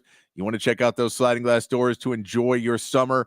They're the people to look at. They're your friends in the sliding glass door business. And if you want to up your curb appeal, you're looking out those windows a little bit more, trying to get some more sunlight in. Maybe they're a little foggy. Maybe they're not giving you the light you want to have in your house. Well, you can go get some new windows, replacement windows from our friends at Texan Windows. Get it. If you don't want the grids on your window anymore, you can get rid of those. You can get picture windows or you can get operable windows. Whatever you want, you can get that to make your house look the way you want. But it's not just about the looks. Nope, not just about the looks. That's just one of the reasons you can reach out to our good friends at Texan Windows, but also it's about saving you money. I'm all about saving money wherever I can. I'm a baller on the budget. And one of the places you can save a lot of money is actually with energy efficient windows from Texan Windows. Texan Windows, all their windows come with argon filled double pane low E glass. That's just a really fancy way of saying that you'll keep your house really, really cool during those hot Texas summer days, which are fast approaching, and keep your house really warm during those winter months as well. Replacement windows can help with energy efficiency. That will save you money on your annual energy bills, but also it can help you keep your family safe. All right. That's something that I've been thinking a lot about. You got an old house with older windows. They may not be properly insulated. Also, they may not be child proof. They may not have the latest safety technology. It may not be up to par with the latest safety protocols. Our friends at Texan Windows can help with that. I got an 8-month-old in my house, so we're child proof and everything, and they can help with child proofing those windows as well. Lots of advantages for you to reach out to our friends at Texan Windows, and Patrick will let you know exactly how you can do it. Yes, you can hit up our friends at Texan Windows at TexanWindows.com or call 855-55-TEXAN to get a hassle-free estimate by email or over the phone, whatever's easier for you. Or you can stop by their showroom. They got a new one in Buda, or check out the one in Fort Worth and see all their in-stock window selection. It's TexanWindows.com. Texan Windows, your Central Texas window experts.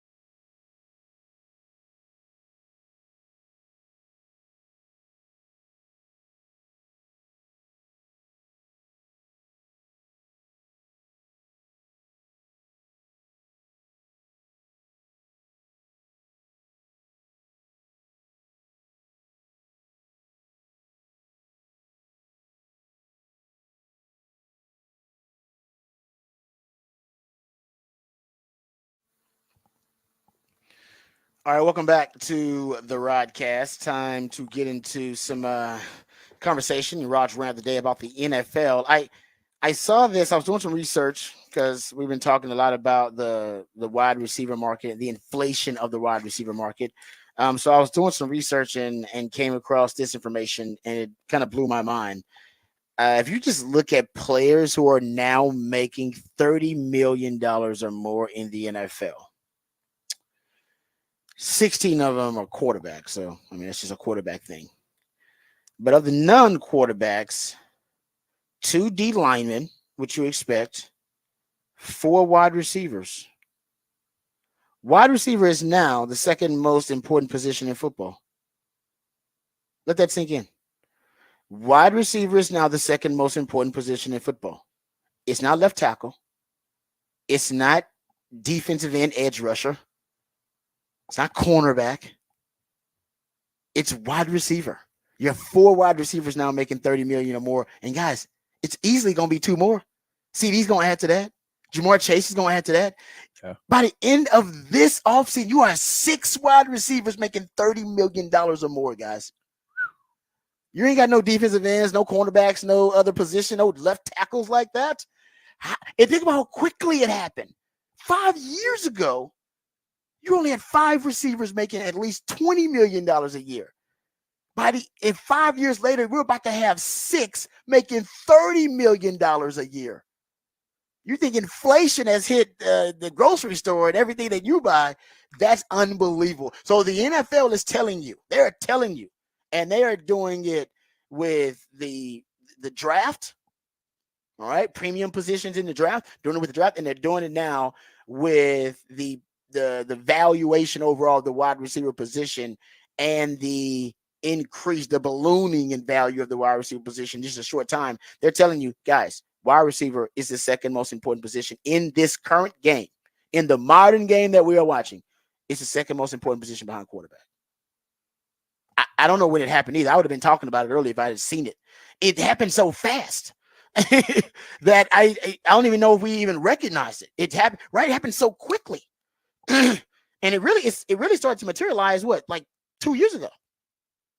I mean, AJ Brown just got this new deal, right? Then Amon-Ra St. Brown gets his deal. So Tyreek Hill was the $30 million man 2 years ago. He was the only one.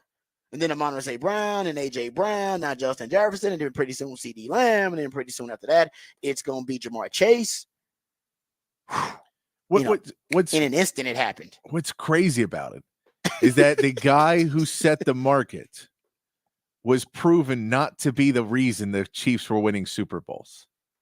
Yes. That's the craziest part about it. The that guy who reset the market and said wide receivers are now the elite position in football was traded to a team that has not had near the success as the team who traded him. And Patrick, honestly, to add to that, because that is a very astute observation. Tyreek Hill, we all thought somebody's going to suffer when Tyreek Hill and Patrick Mahomes, when they part ways, right?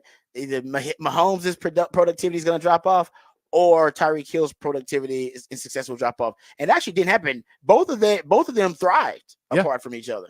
They still were perfectly fine apart from each other.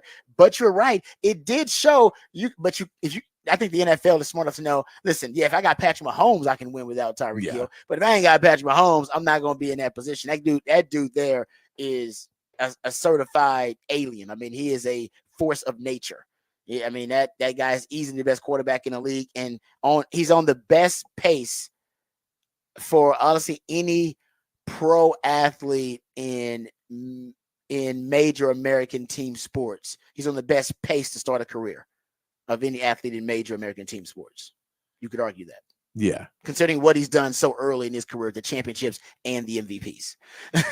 So he's built different, but you're right. I mean, we saw Green Bay trade Devontae Adams, and they seem fine. Titans, not so much when they trade AJ Brown, but fewer and fewer teams are resetting the market, and more are deciding, we're going to pay these guys. But like I said, it's amazing how it came out of nowhere. It just, they always say, technology. It basically increases exponentially. So you'll see kind of a 50 years of advancement in 10 years because technology compounds and builds on itself. And I feel like that right now with the NFL, man, that was a shift, and it was a quick one. Like I said, we didn't even really get a chance to notice a trend or pattern developing. It just happened.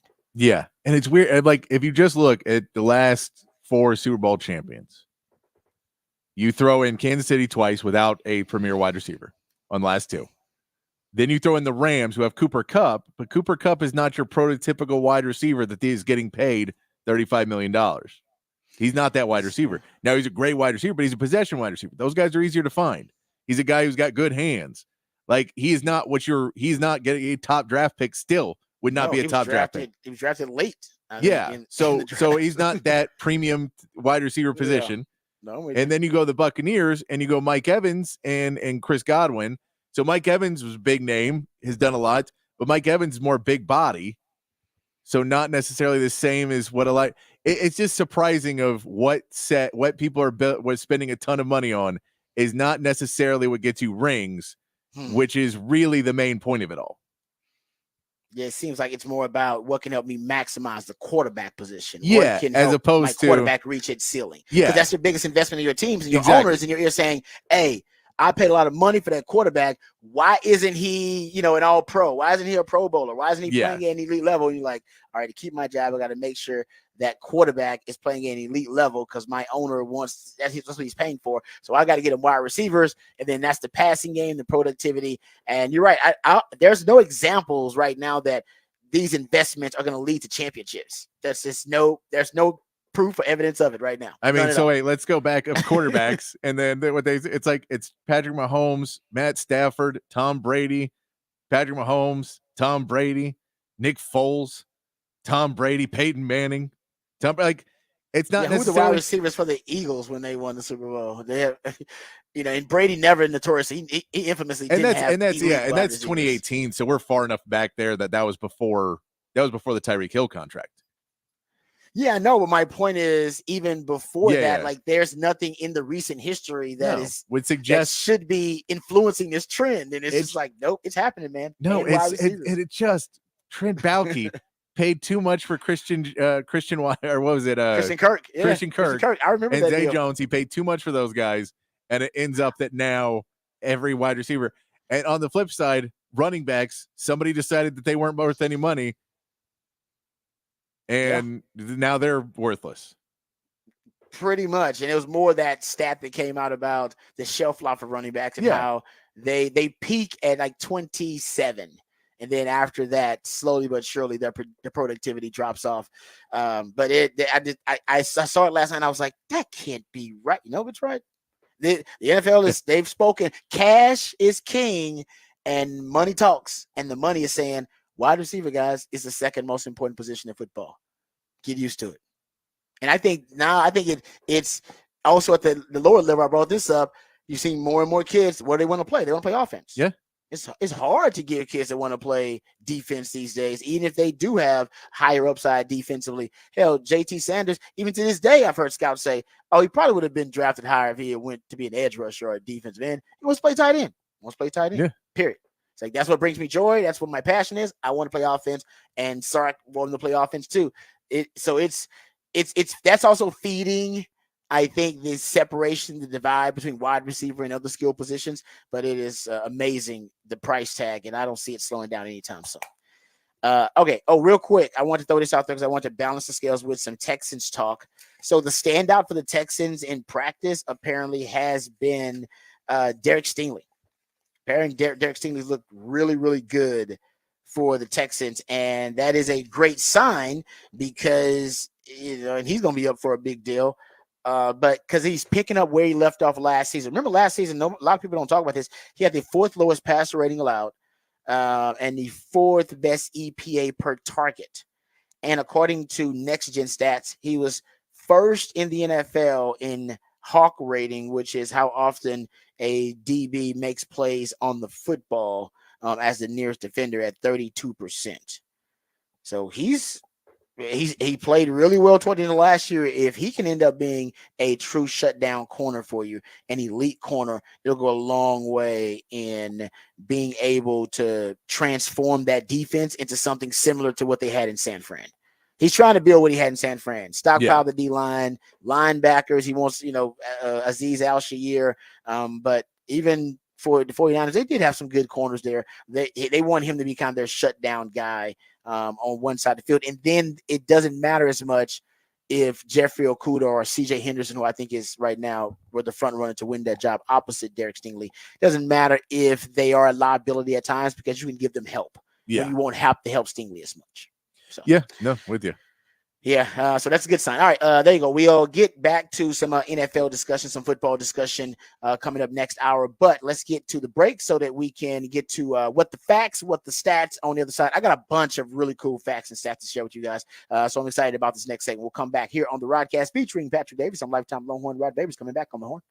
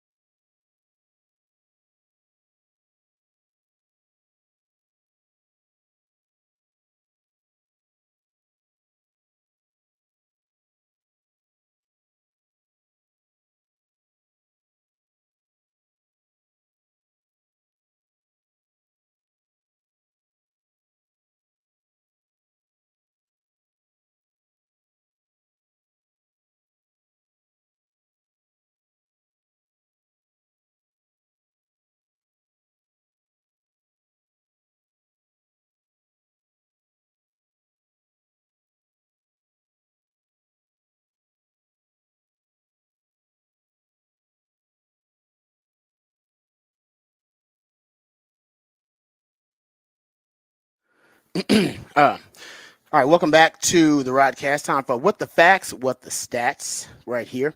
How about this one? RIP to Larry Allen. We didn't talk a lot about it, but Yes. the great offensive lineman, Hall of Fame offensive lineman for the Cowboys during their dynasty days in the 90s. He passed away. Very unfortunate, sad. But a lot of reflection on his career, of course, because he's one of the greatest linemen in NFL history. How about this little factoid about him? Larry Allen was first team All Pro selection at left tackle, left guard, and right guard.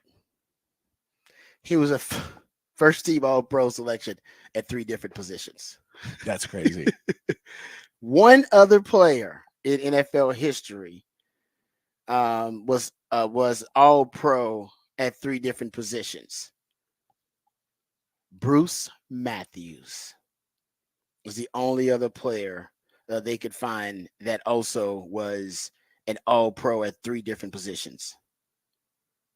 I don't know a line, of course, but still, that is phenomenal. That's crazy. So there you go. That's one of the factoids that I wanted to share with you guys. And RIP to the great Larry Allen. Like I said, we didn't talk enough about it, but that happened earlier this week. Another factoid that I wanted to share with you guys, and there are a couple of these, but I saw that Texas State. Shout out to Texas State. Big things expected from Texas State this year. I saw a deep dive, and I'll give a shout out to his name at Kef_C. Kef Chiradello. He's actually really good if you want to follow Texas State stuff. Texas State, how about this? He revealed that this is their transfer portal numbers for the Bobcats in the last 2 cycles. 67 total is what they've had. Non-high school or JUCO transfers in 2023 and 2024. 55% of scholarships on roster are transfers. 28 transfers from 2024 alone. So the Texas State, man, taking full advantage of the transfer portal. Indeed, a new era in college sports. It's just, and we talk about this in college basketball, how your team may look different every year. I mean, same thing in college football at some places. Yeah. Look at Colorado. Look at Texas State. I mean, if you're a Texas State fan or a Colorado fan, you got to do some real research year to year on like who the guys are on your roster. Even Texas fans, it ain't as easy as it used to be. No, I mean if you're a smaller school who is and like developing any talent and producing any, highlights, people are going to come after your players now. Oh yeah, they're gone. So everyone's going up, and if your NIL can't match what other schools are going to offer, you're going to lose a bunch of players. So you constantly have to be trying to bring other people in. The crazy, it's that crazy world where it's, I'm sure if you talk to GJ Kinney, he'd be fine not having that much turnover on his roster. But at a certain point, you just say at Texas State, you go, well, it's showing that we're doing a good thing because they're leaving to go get better. They're going to bigger schools and get more money. But that screws us because now we got to go get somebody else. Yeah, no, you're right. Because it really, that's the curse of developing talent at the lower levels. You turn that guy into a great player, that's like an 80% chance they're leaving. Yeah, I mean that's just the reality of it. That's like an 80%. You can't get mad at them to play on a bigger stage and for a whole lot more money. No, exactly. That's the in the reality of the scheme. Unless you're not a great person, you would get more mad. You go, man, if they're offering you $1 million and we're offering you 20,000, I don't expect you to stay here. I don't get paid. Just remember us when you get up there. Say, I started here, and this program is what made me. Give us a shout out. Give us a shout out. Be like, hey, that's a great program. Yeah, you're right. That's all you can hope for. That's all you can hope for is a shout out on their way up. Yeah, I'm with you on that, man. And that's the separation these days. That's separation. We'll talk about NIL actually a little bit later on in the show. I want to get to that. All right, I think I got one more factoid that I can share here. Let me make sure I pull it up right. Okay, so here's the factoid. This comes from Tom Haberstroh. He says Kyrie Irving hasn't missed a free throw in Boston as an opponent since 2017. He's a perfect 32 for 32. So if he misses a free throw in Boston, it'll be the first free throw he's missed since 2017. Way to jinx it, Rod. Way to jinx it. No, you're right. I probably shouldn't. I should have brought that up tomorrow. If If that you miss, happens, I this is should the have brought it first up. miss. Yeah. Yeah, you're right. That was ill timed. I didn't have to. We got 2 minutes left in the segment. I could have kept that one. You're right. That was no reason for that iPod. Mavs fans, if it happens, I will. Is that I'll take that one. I'll eat it- that crow. Is That's that one on of me. the most believed jinxes in sports? Is the announcer Yes, jinx? it Whether is. it's the missed field goal or the missed free Yep. throw or the You he's talk about a streak. Anytime you bring up a streak, it's like, why'd you bring up anytime. the streak? Come Why on, would you man. do that? It's why Why'd you're you do not that? supposed to mention the no hitter until like super late in it because you're gonna mess it up. It's so awkward though not to talk about it. It's like, this is my job. There Talk was a about great this. video earlier this season where they went from like they were coming from the broadcast, the off-site broadcast, and the guy goes, Yeah. "He's always on a no-hitter watch, so we're putting him on the no-hitter watch." First play is like a home run. First pitch is like a home run. Oh no. It was Oh, classic that's of it took brutal. less than a minute for that to Ah. become untrue. It was great. It is. It does. Honestly, I don't know why. I subconsciously believe in it too. Because just with the Bears, like I apologize to you guys if it happens, because it's and the odds of it happening are increasing the longer the streak goes. That he's Yeah. gonna miss a free throw there, especially now he's going to play a series against them. He's gonna miss a free throw there. And then people gonna blame Rod B. And you know what? I'll take the blame. All right, we come back. We'll get into speaking of the NBA Finals. We'll talk NBA Finals. We got to finish previewing the NBA Finals Game 1 tonight. Also, there is the college football playoff schedule that's been released. I want to get into that. That's a little bit of a conflict for you football fans, but also could be the sports gasm that we all been waiting for during that 1 month of great football. We'll talk about that too coming up. All that more right here on the Rodcast featuring Patrick Davis and Lifetime Mohun. Rod Davis coming back on the horn.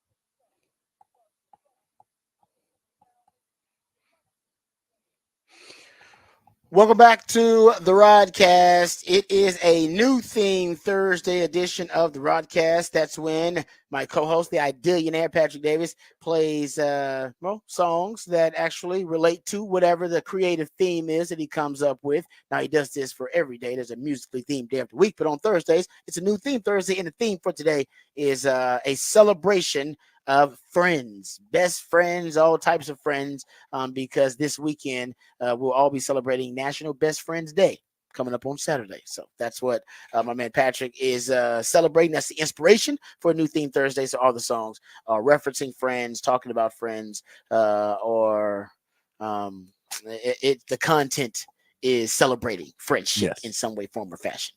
All right, so we want to thank him for that. Also, go check out the X account, the Horn ATX account, and you can go see the topic for the Big Fat Poll of the Day. So, Patrick, let the folks know what the topic is for the Big Fat Poll of the Day. Big Fat Poll of the Day today. Who will be the biggest X factor in the NBA Finals? Right now, Derek Lively winning the vote on X. We get PJ's coming in third, Derek White and Porzingis coming in tied at second. But it makes you believe that people think that Mavs are going to win the series. If you figure, yeah, I mean, I think Derek Lively has been. He can argue he's been the X factor all postseason. You can make that argument. Plus, minus would agree with you. I know you always said it's kind of a crazy stat that it's not a be all end all of stats. Yes, but it is something that when you see it's that glaring, it's surprising. Yeah. Yes, and he seems to have these ridiculously high plus minus numbers game after game. But either way, though, he has been for a rookie. Rookies are not supposed to play like this, especially in the postseason. So he's playing, beyond his years, and the really the element that he adds defensively. I brought up this in that game 6. I heard it described as a one man, that he was basically playing a one man zone.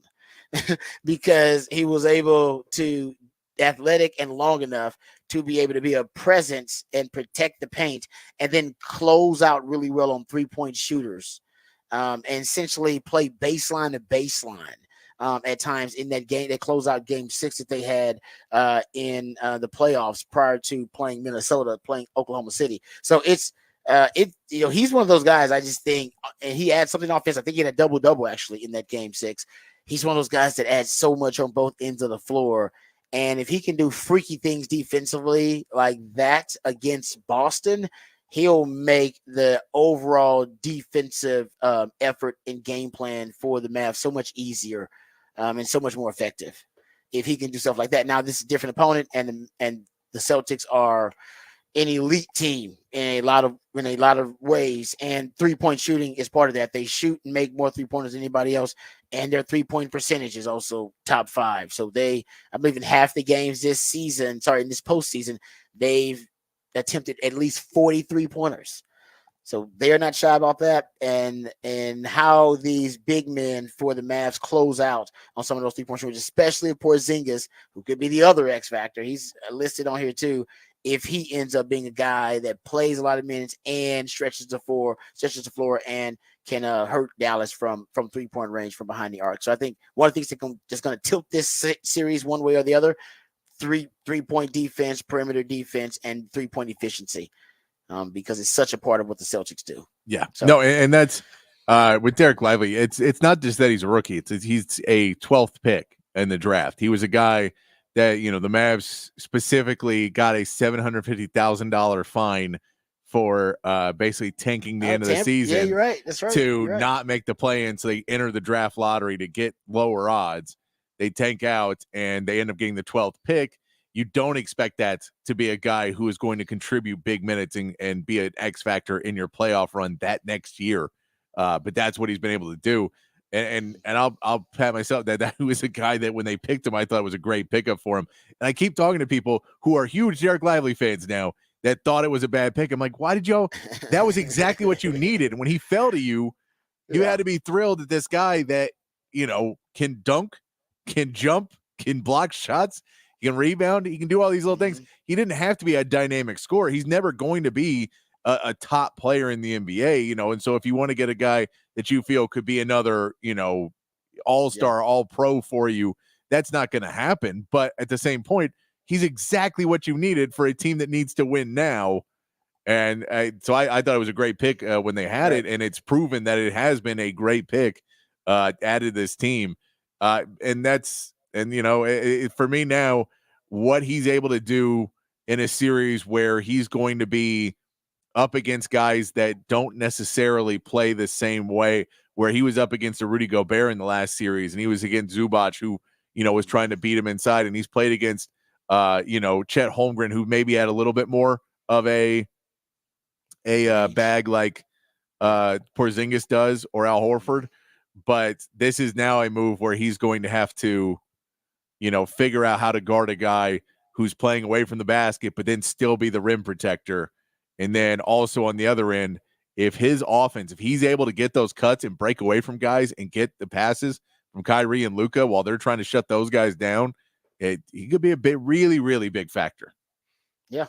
No, that's a good point. Yeah, those lob dunks. I think I read the stat yesterday that Luka leads the playoffs in assists on dunks. Yeah. And a big part of that is Lively, a guy that can catch that lob pass for him. And they work that little two-man game to perfection so far these playoffs. So, yeah, I think Lively can be that guy, but we'll see. They're going to need multiple X factors, let's be honest, because they are an underdog for a reason. And they are huge underdogs. And the more research you do, the more advantages this seems like that are pointed out and glaring for the Boston Celtics. That's why Luka and Kyrie are going to be huge. We'll talk about that. We'll break it down a little bit more and dive into some of the details and get Patrick's thoughts about the matchup and, you know, exactly the strategy that the Celtics are going to have, and strategy for the Mavs to shut down either one's dynamic duo. What do you do about the dynamic duo for either side in this series? We'll talk about that. Before we do, let's get updated. Let's get educated. Let's get informed. All the big stories of the day with Patrick Davis and the Horn Headlines. All right, your Horn Headlines brought to you by Top Gun, Rentals, and Lawn Equipment. Texas softball lost their first game of the Women's College World Series Finals last night, 8-3. OU was able to hit 3 home runs early to get a lead, and Texas was not able to rally. Texas will look to bounce back tonight, needing to win back-to-back games now for the national championship. In the NBA, the finals start tonight with the Mavericks heading to Boston to take on the Celtics. Kristaps Porzingis has been medically cleared and will return to the Celtics lineup after missing over a month of action, leaving in Game 4 of their first-round series with a calf injury. Porzingis averaged just over 20 points per game for the Celtics in the regular season. In Major League Baseball, the Astros dropped the final game of their series to the Cardinals 4-2 yesterday. Yanier Diaz homered in his third straight game, but it was not enough. The Astros now get a much-needed day off as Kyle Tucker and Alex Bregman both missed yesterday's game with injury. And with the news that both Jose Urquidy and Christian Javier will require season-ending surgery. And the Rangers salvaged their series with the Tigers, a big 9-1 win. However, the victory was lessened by Corey Seager, who was able to extend his on-base streak to 28 games, pulling up short while running the bases and having to exit the game with hamstring soreness. The Rangers will gladly take their day off to evaluate the injury before welcoming the Giants this weekend. And that is your Horn Headlines.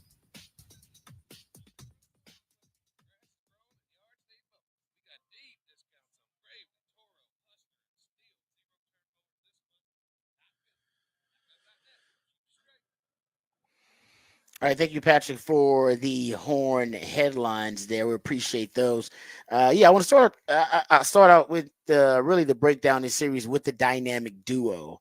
And from what I can gather, it seems like the belief among some of the insiders is that the Celtics are going to try to take away Kyrie rather than Luka. For a lot of different reasons. Number one, Luka might be the best player on the planet right now. It's just it's an impossible task, a Herculean task, and maybe a fool's errand to just try to neutralize and take Luka out of the game. He is, he's such elite intuition and the ability to create indecision with defenders and be able to score at any level on the floor. So he's one of those guys that, like Jokic, there are a few guys in the NBA like this where I don't know if a game plan will work to stop them. It's usually just them being off or them being somewhat inefficient. But with Kyrie, the belief is with elite perimeter defenders like Drew Holiday and like Derek White, that you have a better chance of focusing your efforts, energy, and resources on neutralizing Kyrie, who is also an elite shot maker. But at least with Kyrie, he's not as elite in terms of his shot making ability as a guy like Luka. And you've had success already defending Kyrie with some of those defenders, with Derek White already. And Drew Holiday is also a guy who's had history with with Kyrie and had success defending Kyrie. So you already got that, as a history in a sample size, and you have familiarity with Kyrie a little bit in terms of Kyrie's skill set and what he brings to the table. So the belief is that they're going to try to take him away, and all you need to do is make one of Dallas's dynamic duo, just take one of them and make them inefficient or make them less effective, and then their chances of winning the series drop off precipitously. The Celtics, on the other hand, you can take away one of their dynamic duo, and they still got enough overall talent for other guys to step up and for them to find other ways to compensate for Jaylen Brown being off or Jason Tatum being off. There's no way for the Mavs to really compensate for Kyrie or Luka being off. They don't have that kind of depth. No, and that's so I think you'll see a lot of them trying to get the ball into Kyrie's hands early and not letting Luka get set up where he wants to be. So get the ball to Kyrie. We'll let him get down the court, and then we can face guard Luka a bit more. We can try and shut down passing lanes to Luka. So we don't necessarily have to guard him with the ball. We want to guard him off ball. If you're the Celtics, you want to guard him off ball. And then you can allow Kyrie, you want to get in his head just enough, because if you can get into Kyrie's head, and we've seen in this playoffs, we've seen it in the past with Kyrie, if he's not being able to score efficiently, if he's not hitting his jump shots, then he'll stop taking shots altogether. He is not some guy. He has shown in the past that he will not even just drive and try and finish around the rim, who's really, really good at, and they're not really going to have the rim protection to be able to stop it. He's going to be able to, he's going to be able to make those moves and still get in, but he's going to kick the ball out. He's going to pass more. So if you shut down trying to face guard Luka, you put the ball in Kyrie's hands, and you're able to slow him down enough. When he starts kicking the ball off to PJ and to Lively and to Gafford and to Jones and to Kleba, that's where you are the Celtics feel like you're winning every single hand, and that because you understand those are lower percentage shots, and that's lower percentage. So you're going to try and push that, and you're going to try and make Luka work without the ball as much as possible to try and get him. So when you do get to clutch time, you're hoping that maybe you can get him to be a little less dominant is what he is in clutch time. Maybe take his legs a little way away a little bit more. It's hard to do in the finals because there's more rest in between games, but you're still going to try and do it every game. Throw different looks at him, throwing Drew Holiday at him, throwing Derek White at him, throwing Jaylen Brown at him at points to just make him work off ball. And the Mavs are going to try and get the ball into his hands because they understand you have the best chance to win with the ball in Luka's hands. And I know he gets flack for it, and there's certain players. Look, if the Mavs had an offense that worked really well, then that's great, and you'd want to have that. They don't have that. What works for them is having Luka Doncic have the ball and find other guys when he drives. So you want to be able to do that. I think they're going to have to play back off of guys a little bit more. You don't want to have to settle for threes if you're the Mavs. I think they're going to try and get you to shoot yourself out of the game as well. That'll be another position that they may try and let you shoot threes when they realize Al Horford's on the inside and they don't have rim protection, and that Kyrie and Luka should be able to score pretty much at will with them on those. Yeah. When they know that the pick and roll will be able to get them open and get an easy play around the rim. I think they're going to try and stand off and say, if they shoot us out of a game, then we're fine. I think we can shoot. That the Celtics feel they can shoot shot for shot with the Mavs.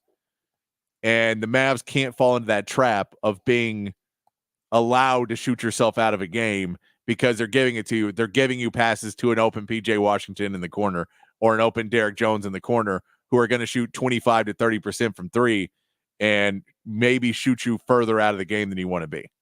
Yeah.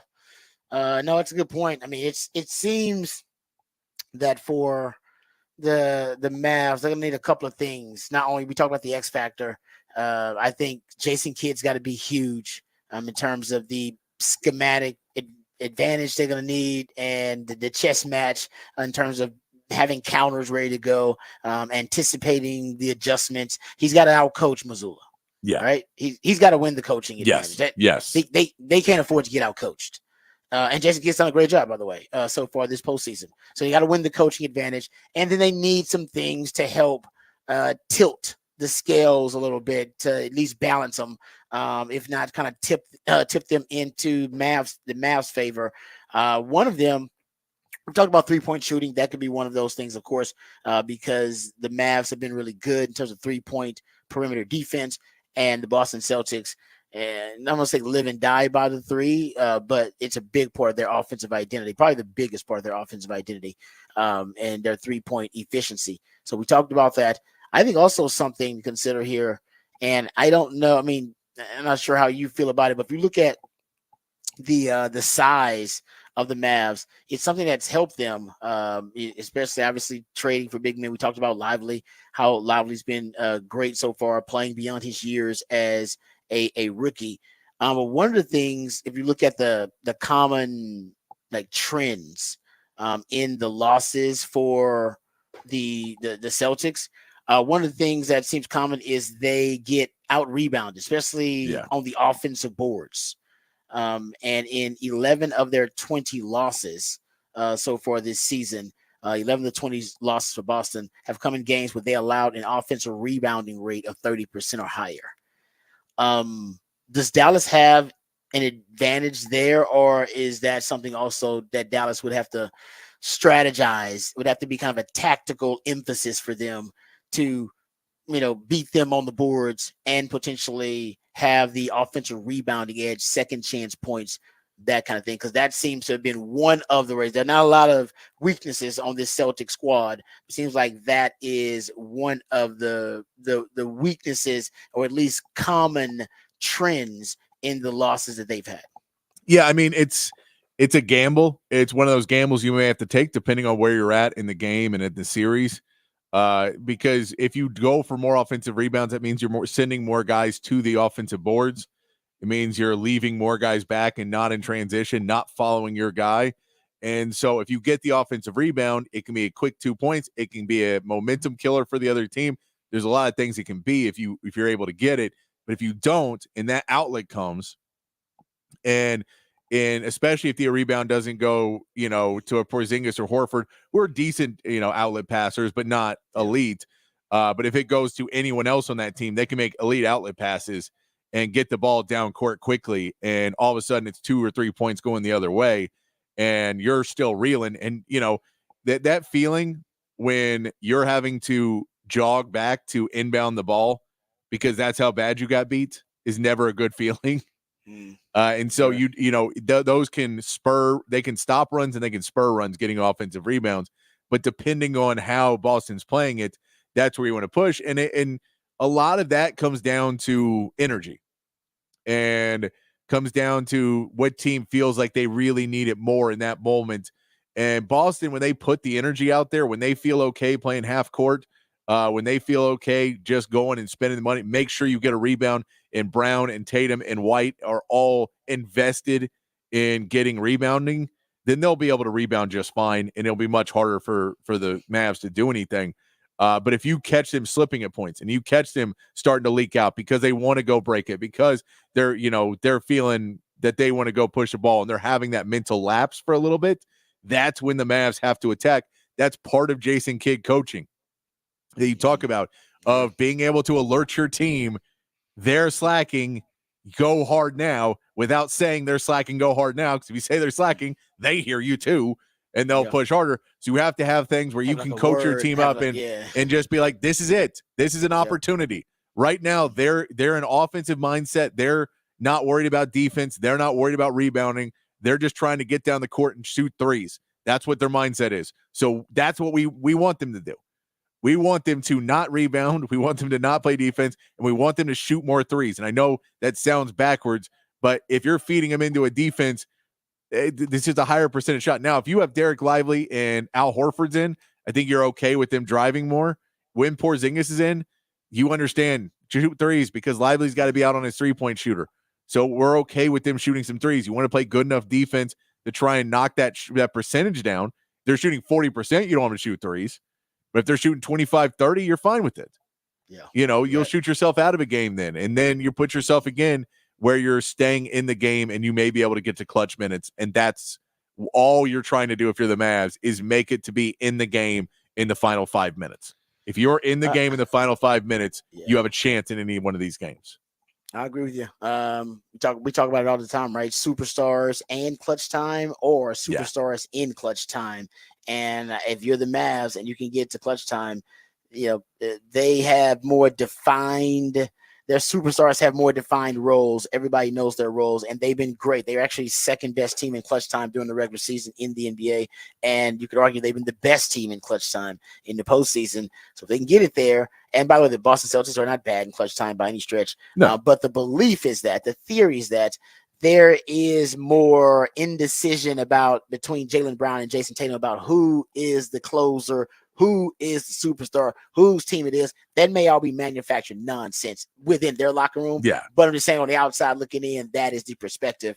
And if you can get to that point, maybe it does ring true. Maybe it does materialize that, oh man, they're not as comfortable in clutch as the Mavs are in clutch. And that's what you're hoping too. So I agree with you. I love your clutch theory. I think it's round. And that's the reality of this series. When you are the underdog, and there's a good reason why you're the underdog, is you have to understand the reason why we're going to clutch time is because we understand we're at a disadvantage for a lot of these other battles. And so if we have one that we feel extremely confident in, and they may be a little shaky in at points, then we have to go there. The same way you talk about rebounding. There's times where they're a little shaky. We have to go hard at them. We tried to fix our rebounding a lot. That's why we made these trades. That's why we drafted Lively. Anything that might be a little shaky for this Celtics team, they're not going to be bad in anything. No. Because they're there and they're just a really good team. And so you can't say we're going after what they're bad at or what their real weakness is. You're going at what could be shaky because that's your best chance to catch them off guard. Yeah, it's I always call it the Death Star approach, right? In Star Wars, they have the Death Star, and the Death Star was supposedly impenetrable, but it did have one little small weakness. It was the thermal exhaust port, if I'm not mistaken. My Star Wars knowledge is on. It was a thermal exhaust port, and then Luke Skywalker was able to navigate and boom, was able to find a way to shoot right into that thermal exhaust port. And it was a very, very small area on the huge Death Star, planet-killing the machine that they had built. Like I'm explaining to people like they don't know what the hell Star Wars is. I apologize. But anyway, mansplaining Star Wars to the people out there with the Death Star. Anyway, but that's Boston, right? They don't have any weaknesses, but they do. They're small ones, but you got to turn that very small weakness into a huge disadvantage. How you do that? Like you said, you got to gamble. You're going to take some risks. Like you said, you might have to gamble on hitting the offensive boards. Is that going to leave you vulnerable to transition? Maybe, but it also may end up being a turning point in the game. It may end up helping you start a run in the game. I think the same thing is true. Also, corner threes is something that I was looking at. I saw Zach Lowe, I believe is where I saw him on a podcast talking about it, and did some more research. So the Mavs took and made more corner threes than any team in the NBA. And shooting over 40% on corner three-pointers in the playoffs. Luka has had more assists on corner three-pointers than anybody else. He's actually generated 71 more corner three-point attempts than his next closest competitor. So it's a money shot for them, or a money concept. The flip side of that is Boston. Their 3-point defense is pretty damn good. They rank top quarter of the league in 3-point attempts allowed, but they're number 4 in 3-point percentage allowed, 35.2. But they were the best in the league at defending corner 3-pointers. Unfortunately, and opponents are just shooting 23% on corner threes in the playoffs. Something that the Mavs feast on, and something that Boston defends the best in the league at defending. They do, but I don't know if I feel like they're going to allow some of those. They'll allow some of them, but again, they'll try and push PJ Washington out the same way everybody's done in the playoffs, is push him out just along the above the arc, because that'll allow that. He's just a much lower percentage shooter there. So they'll try and push him out of the corner as much as they can. I do Squeeze want the to. corners. Yeah. I do want to ruin something for you for Star Wars that I heard the other day, and now I can't Oh, unhear. no. What? That Luke's name is Luke S. And it's created by George Lucas. We realized that he just made the guy his name. I really never picked Never up thought on of that. that. Is that a real thing? I Is don't that know. I Luke heard that the other day, and now I S? can't unthink it. Oh man, you just blew my mind. Yeah, Yes. that makes perfect sense though. Luke S. But who calls him? But yeah, nobody would call him that because the name, the last name is so cool. Yeah. No, Skywalker is so cool. You but always no, call him Luke but he's Skywalker. But I Luke talk about S. Luke S. Created by Luke George S. Lucas. Yep. Come on. Just terrible, Boom. right? I don't know if that's true or No, not, but I but heard that the other day, no, and I can't not makes hear sense. It makes sense. Like I said, now, but now it's part of the folklore and legend. Now it's true. Now, whether it actually was fabricated or not, it's it. true. Yes, it's true Because now people gonna believe it because it's too believable. It's too believable. It's those things that's too believable. It's like, well, it's got to be true. That's too believable.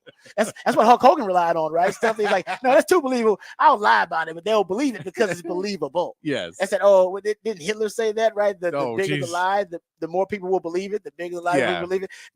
That is true to a certain extent. It is true. It's true. People love to believe a big lie. All right.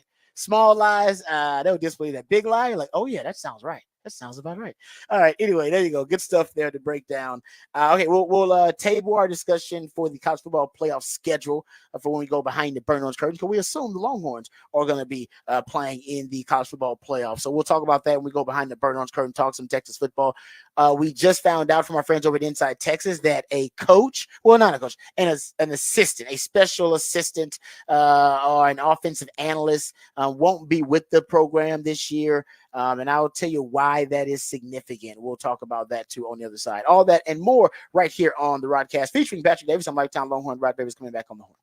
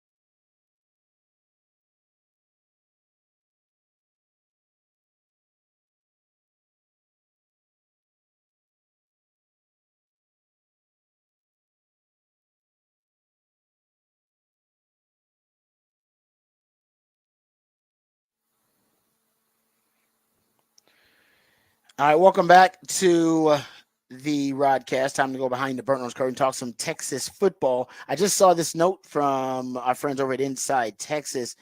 Says here that Paul Christ, remember Paul Christie, former Wisconsin head coach, is no longer with the Texas football program. He says a spokesman told Inside Texas late Wednesday Chris was a special assistant to the head coach Steve Sarkisian during the 2023 season.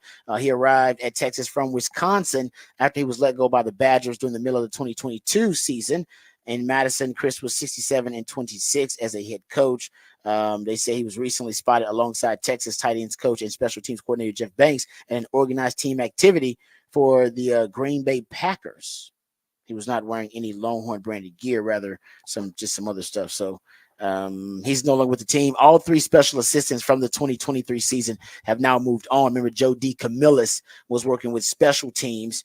He has moved on to become the special teams coordinator at South Carolina, and Payam Sadat, who joined Jeff Choate on his staff at Nevada, was also on the defensive side as the special assistant for Texas. And both of those guys, listen, Payam Sadat, he's the one that helped you with that double eagle flex defense that they've used some of. Matter of fact, Johnny Nansen has a background with that double eagle flex, and that was to try to bring a little bit more versatility and variety to PK's defense.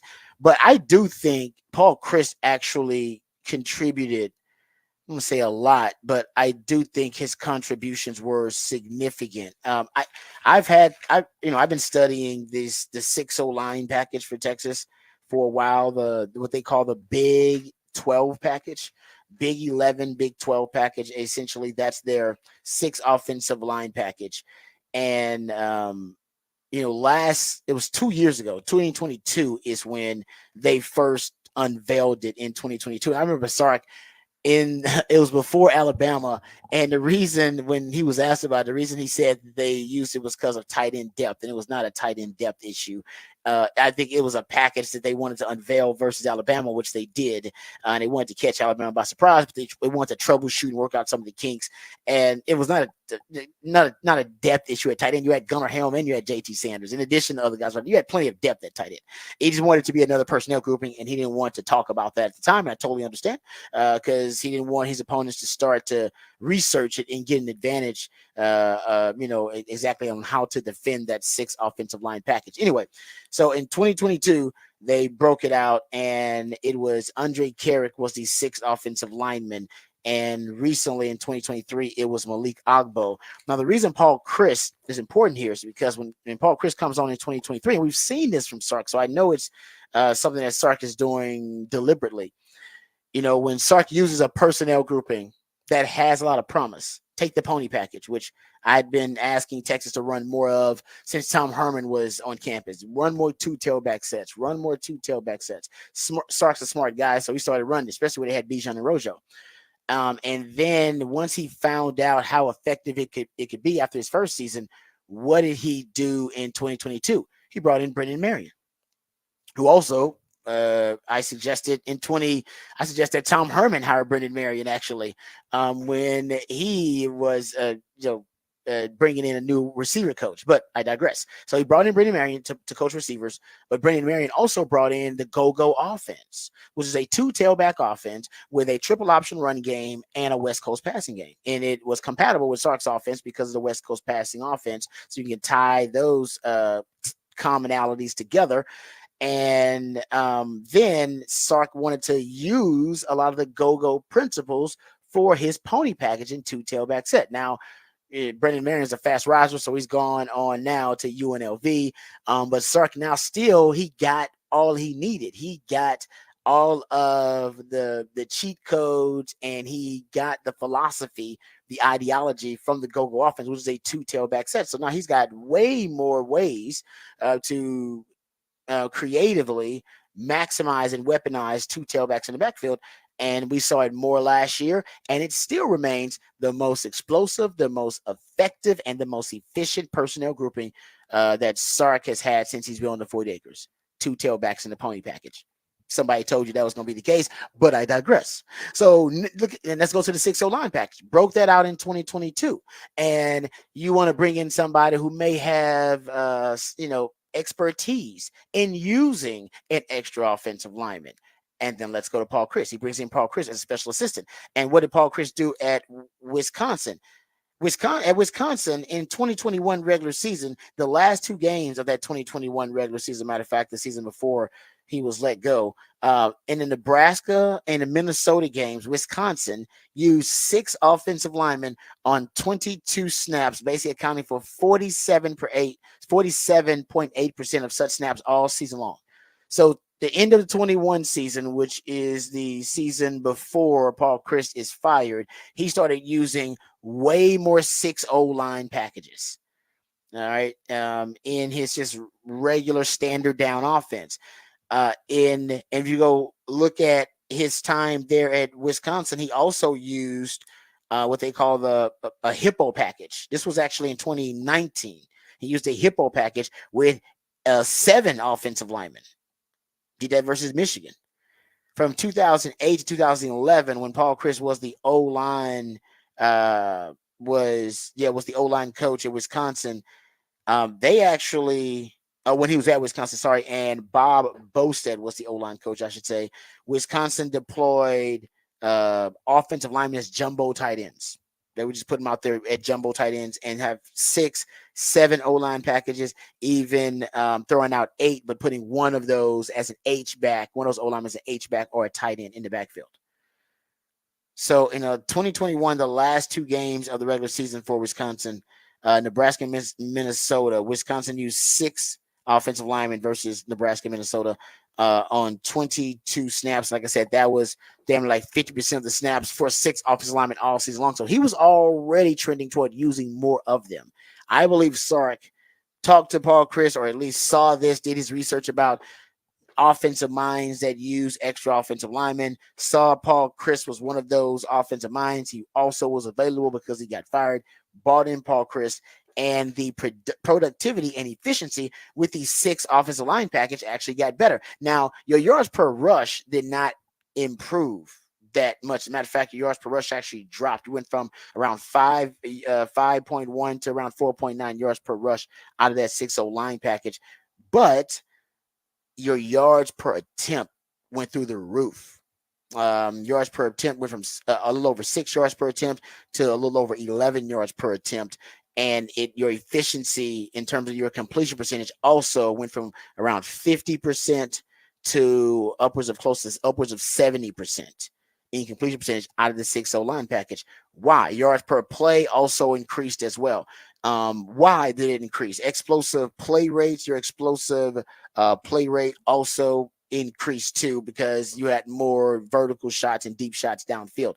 And so the reason that was the case was because Sark figured out how to present power personnel packages and then pivot to play action pass principles in the 6-0 line package. So instead of using 6-0 linemen to play bully ball, which I think he was doing in 2022, in 2023, he figured out, well, I'll present the 6 offensive linemen.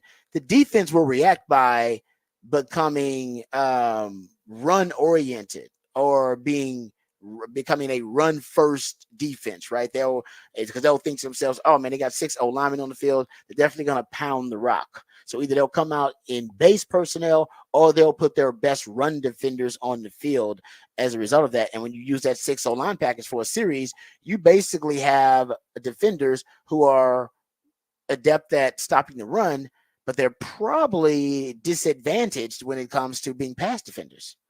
So you automatically got a matchup advantage on the field because you can put them in a compromising position by turning those run defenders into pass defenders. And that's all he did out of 6-0 line package last season. That was the difference.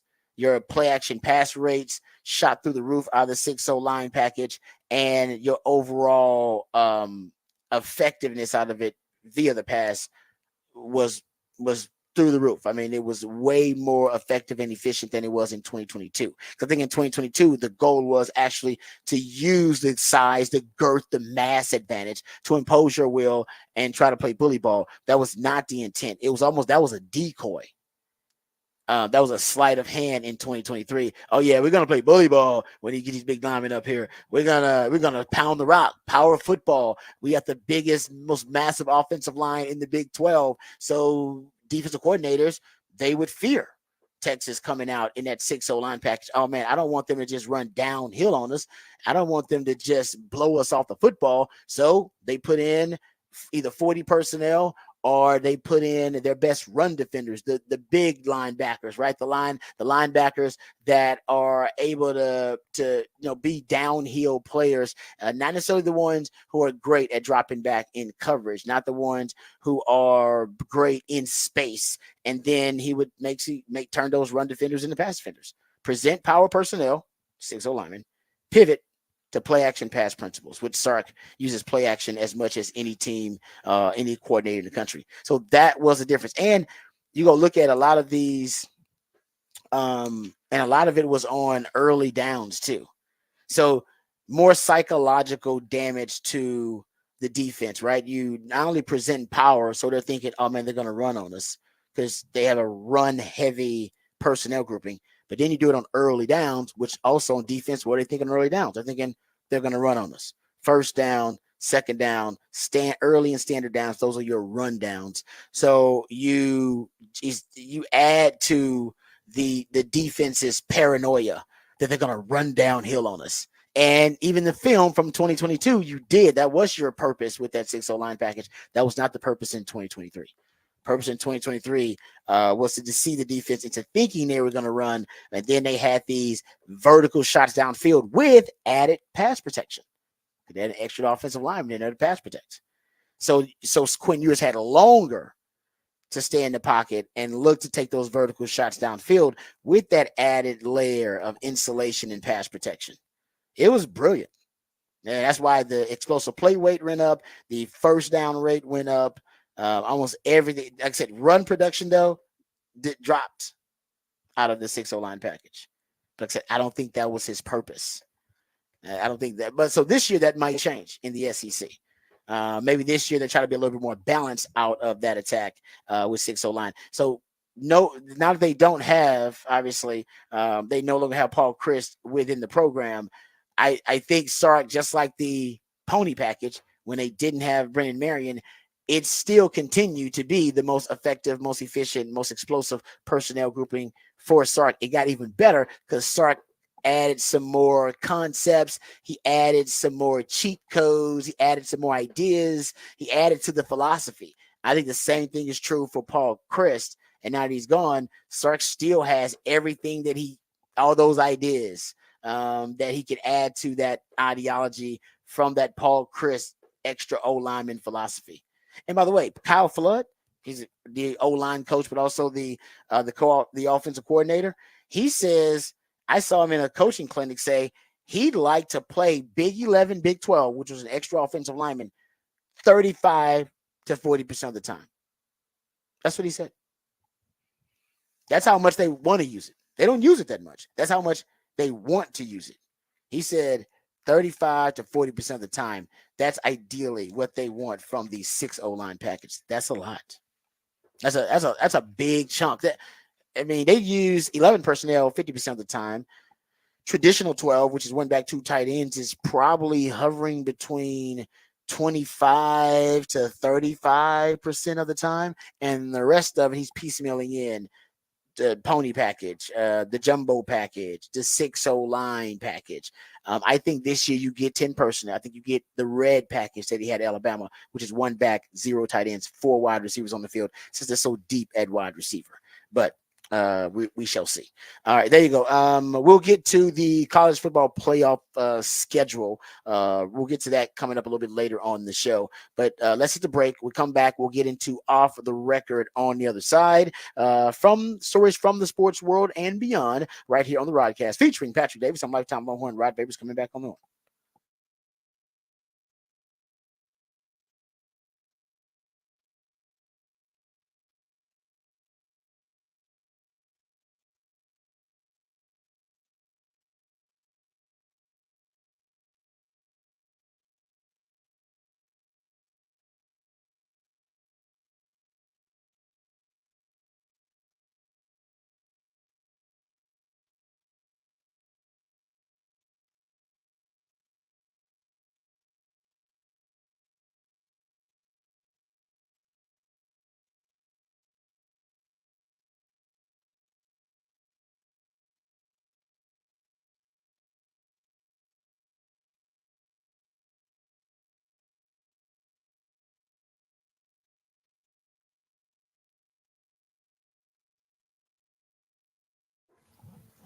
Hey, what's up, folks? Lifetime Longhorn, Rod Babers here. Aside from the traffic, Austin is one of the best cities in the country. Even with the traffic, it's still one of the best cities in the country. People know that. That's why they keep moving to Austin, and that doesn't help the traffic, but that's okay. As long as the city is growing and thriving, as the city continues to grow and thrive, so do our friends over at Ironworkers Local Union 482. Many of the iconic landmarks that we love and cherish in this city were created and built by the skilled craftsmanship of Ironworkers Local 482, like the Pennybacker Bridge and DKR Stadium. The folks over at Ironworkers Local 482 don't just go to the office, they build it. So if you're looking for an exciting employment opportunity or a refreshing career change, or you want a new challenge, or you want to feel valued by your employer, you can become a valued member of this prestigious organization, Ironworkers Local Union 482. And right now it's a perfect time to do it. They're hiring over 3,000 people for a huge project right here in Central Texas. They're offering competitive wages, competitive benefits, and a pension plan. They even offer training for unskilled labor through their apprenticeship program. So right now it's the perfect time for you to become a member of Ironworkers Local 482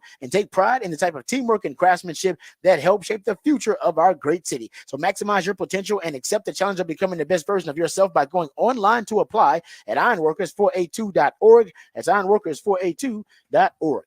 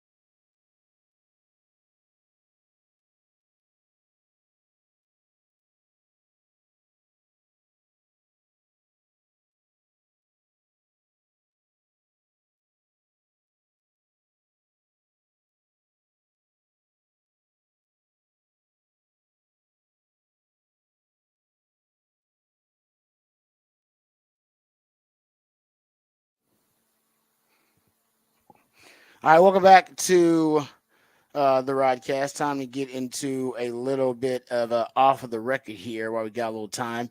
A couple of random stories that I want to get to here in off the record.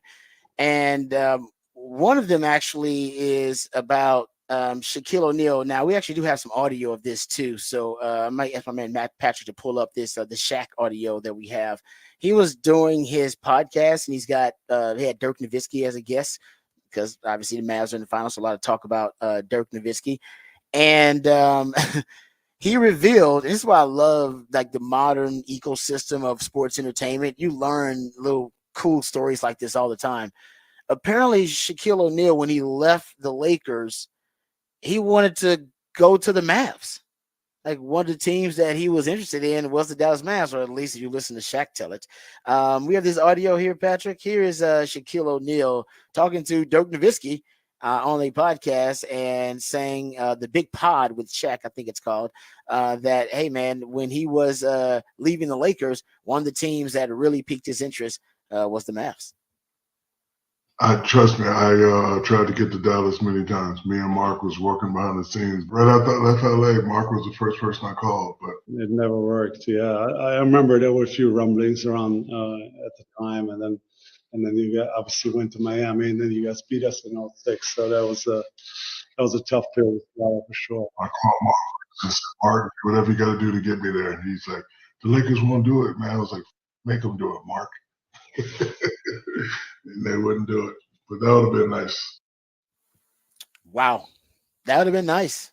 I mean, I'm glad Mark Cuban, hey man, he's aggressive. It didn't always work out for Mark Cuban, but gotta give him props for being aggressive, man. There you go, going after Shaq. Nice. That's what I say is I vaguely remember that this was a conversation piece, but this was also the time that the Mavs were like rumored around any big man that was possibly available. The Mavs were trying to get. So I can very much believe Mark Cuban was trying to get Shaq to go there because they were really close. They made the finals in 06 and then win. But that was, so they were a really good team that felt like they were always, just that guy away. And they felt that they could have paired those two guys together, and it would have meant Dirk could be further away from the basket a little bit more, and he wouldn't have to, be the 7-footer and play as close as he did at points. And so it would have worked in your opinion. I mean, it would have been interesting to see. Would they won a championship? If they got Shaq, would they have won a championship? Because honestly, I'd have to go back and look at everything in 2006 because I off the top of my head, I can't tell you what the entire rest of that roster was. Yeah, exactly. What they have to give up to get him and stuff. But no, it would have been interesting to see those guys. And Shaq was still a really good player when he left the Lakers. So it's then, I'm sure there were points later too that they talked and the numbers just weren't right. When it was retirement round Shaq where he went and played for Phoenix for a while and then was on the Celtics Shaq. Shaq. Just forget about those years where he's just bouncing around. Yeah. The Cavs? The Cavs. Yeah, he was on the Cavs. Oh. He's just bouncing around everywhere. So I'm sure there was conversations in, but I do vaguely remember the conversation of Shaq to the Mavs at a point. When he was the whole Kobe, I'm going to go to Chicago unless you get rid of Shaq. Wow. Yeah. I don't think I've ever remembered those, but you're more of an NBA guy than I am. But I didn't know that. But that's a really cool story to think about. A great what if, one of those great what ifs in sports. Okay, one more little clip here before we get to the break. This is Kyrie Irving. So we played the audio yesterday of LeBron James, very complimentary answer when asked about Kyrie Irving and their relationship. And he said that he was the most gifted player, I think, in NBA history, something along those lines. And so Kyrie speaks with the media. And this is, you know what? We'll just play the audio. Here it is. Joe on the front right. Hey, Kyrie. Joe Barton from The Athletic. Did you see what LeBron said yesterday? Yeah, I did. Is that the first question? Yes, it is. Oh, God. And it's I not love even, this. I mean, first question. You see what LeBron says? Like, man, I'm in the finals. I'm in the finals here. I'm in the finals. Why don't you ask me a question about me being in the finals? We're playing in the finals. Did you see what LeBron said? It's like, dude. Don't let it be the first. I kind of feel Kyrie is like, that the first question, man. Can it be the fifth question? We're in the finals here. Come on. But I mean, everybody was talking. It was one of the big stories of the day. No, exactly. That's you watch, if you see Sark pressers, there's always the guys that's like, Bianca does a good job of knowing, okay, I can go to that guy first. He's got a football question. We'll get a couple football questions. And then I'll go over and ask the guy who's going to ask the blatantly obvious, we got to mention this thing question. But yes, good point. Or the national guy's going to ask about Arch and Quinn. And it's like, dude, that's not a competition. I know you don't. You're coming from a nationals. You're not in the bubble, but it's not a competition there. Like, no, cut that down. You're right. Bianca does a good job of that. He does know. He knows. He's like, no, I'm not going to upset Sark with the dumb question being the first question. And not a dumb question. It is relevant, but there are other questions that probably are a lot more relevant for that moment and topical for that moment. All right, we'll come back. We'll get into some NFL news, notes, and nuggets. It is a new era in the NFL, ladies and gentlemen, and I apologize to you guys because I usually can point out the trends before they establish kind of a new normal and a new standard to you guys and warn you before it happened. Not this time. It just happened.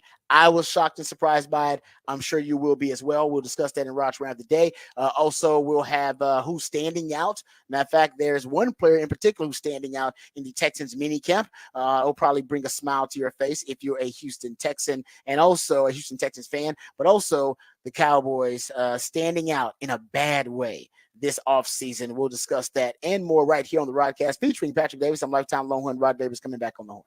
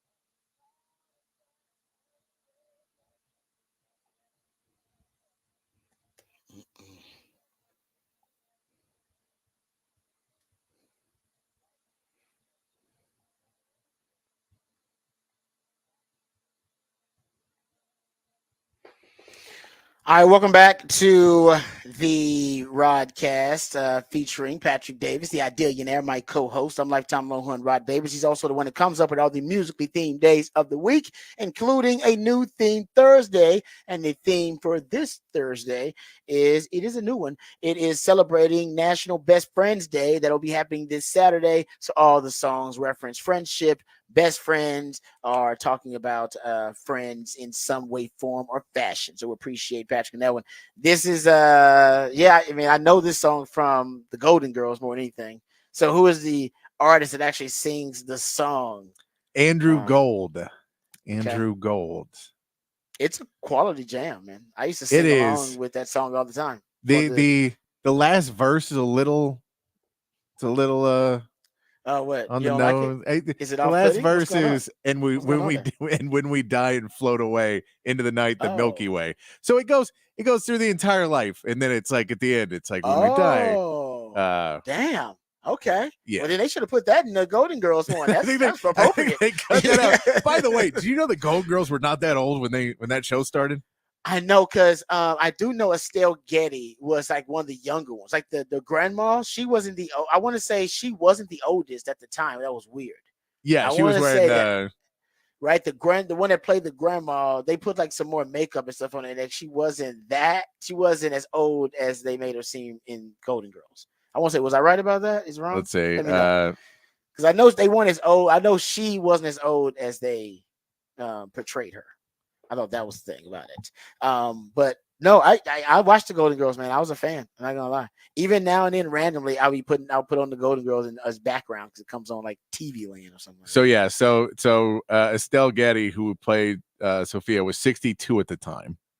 Then Okay. Betty White was 55 when the show started. There you go. Just 7 years older. B. Arthur was 54, and B. Rue Arthur. McClanahan was 51. Exactly. So she was 7 years older than the oldest. She was 70, but they were in the 50s, and that was like when they were in their early 50s when the show started, and they're all supposed to be. Spencer, like, what? I mean, that's not that much. I have plenty of friends who are that age, and they're not doing that. The Goldie is it? I mean, because were they in a retirement community? I don't know if they were in a retirement community. No, I've not they were watched like- enough Golden Girls in my life to know that. But No, I don't think they were, but they did. They basically made it like they were all like in their 70s. They made it feel like they were like all. This is so in the show they might have been, but you're right. In real life, in real life, no. 50-something. Yeah. That's just the Golden Girls are just now what it's like living in Austin. Three people being like, yeah, we can't afford to live here, so we all just. One of the most fascinating things I remember, since we're on the Golden Girls, a little tangent here, B. Arthur. I do remember there was a naked painting of B. Arthur. Yes. That sold for like $2 million or something crazy. I remember when this happened. I remember. Yeah, this was like a weird, and I was like, man, who is this person? First of all, good for you if you got that much kind of disposable income, you can spend that kind of money. But who's obsessed with a naked B. Arthur to that extent? Was like, I gotta have naked B. Arthur on my walls, man. By the way, that's how you can tell people work in radio is because you remember stories like that. You're like, wow, that was like 4 minutes of content we did. That's true. People were like, "How do you know that?" It's like, I don't even know how. We had to talk about it. It happened, and it was hilarious to talk about. It was, yeah. I remember that. Go B. Arthur. Somebody bought. Yeah, it's a 1.9. Yes, it auctioned off for $1.9 million to an anonymous buyer over the phone. The naked painting, oil on canvas painting of B. Arthur, topless. Who knew? Who knew? She's kind of a little random sex symbol. Who knew B. Arthur was getting down like to that? at least one person. To at least one person. He's like, man, that's smoking hot beat. But it might just be like somebody really influential. Like they spent $2 billion on it. So like you could be anybody. It could be Elon Musk, who's like in his like vault somewhere. He's got naked B. Arthur. That feels, and that's like, what's great. Is it feels like it's like a white elephant gift. You're for a really rich person. Like, do you know what I mean? That way, if you got that and you'd be like, what is this? What did I get? What's in this bag? A topless B. Arthur painting. You'd be like, that's a white elephant gift, but it's $1.9 million for the best you can white never elephant gift. resell it for that value. You'll never resell it for that value. It's like, how much should I get for it? You probably get $50,000. I bought it for $1.9 million though. That's part of the gag that you'll never get with it. You might as well keep it because it's worth more for you to keep than for you to ever sell it to somebody else. And you never know when B. Arthur will come up again and become a pop culture icon again. Oh man, yeah, because you know what that happens. What's the his name? Is it Bob Ross? The painter? Oh yeah. His estate has kind of dealt with that, where he's become kind of a pop culture figure again. Yeah. And now a lot of his works and a lot of his shows and stuff, they become valuable all of a sudden. And his estate, the people who manage it, they've been trying to figure out like, oh man, how do we deal with this? We never thought he would blow up again. You know what? You know why people like him? What is it? Is it ASRS? SMR? Yeah, I know what you're talking about. You know what I'm ASMR, talking about? right? ASMR? ASMR, yes. Oh, ASMR. I can't stand that stuff. Yes, apparently there's this whole kinky basically group where they are really into his shows and I guess translating them to ASMR.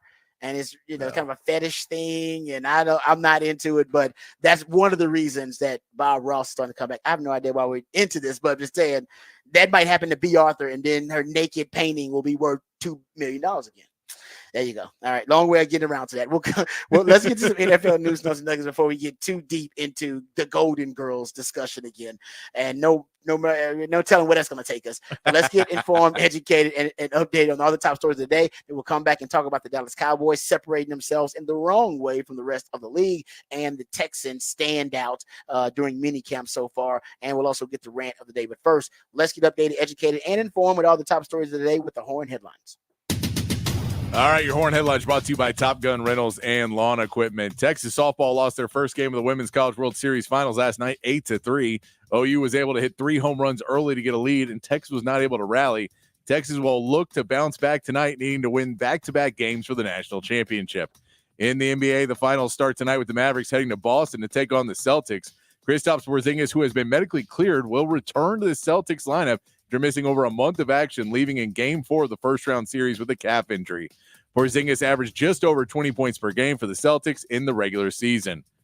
In Major League Baseball, the Astros dropped the final game of the series to the Cardinals yesterday, 4-2. Yanni Ardez homered in his third straight game, but it was not enough.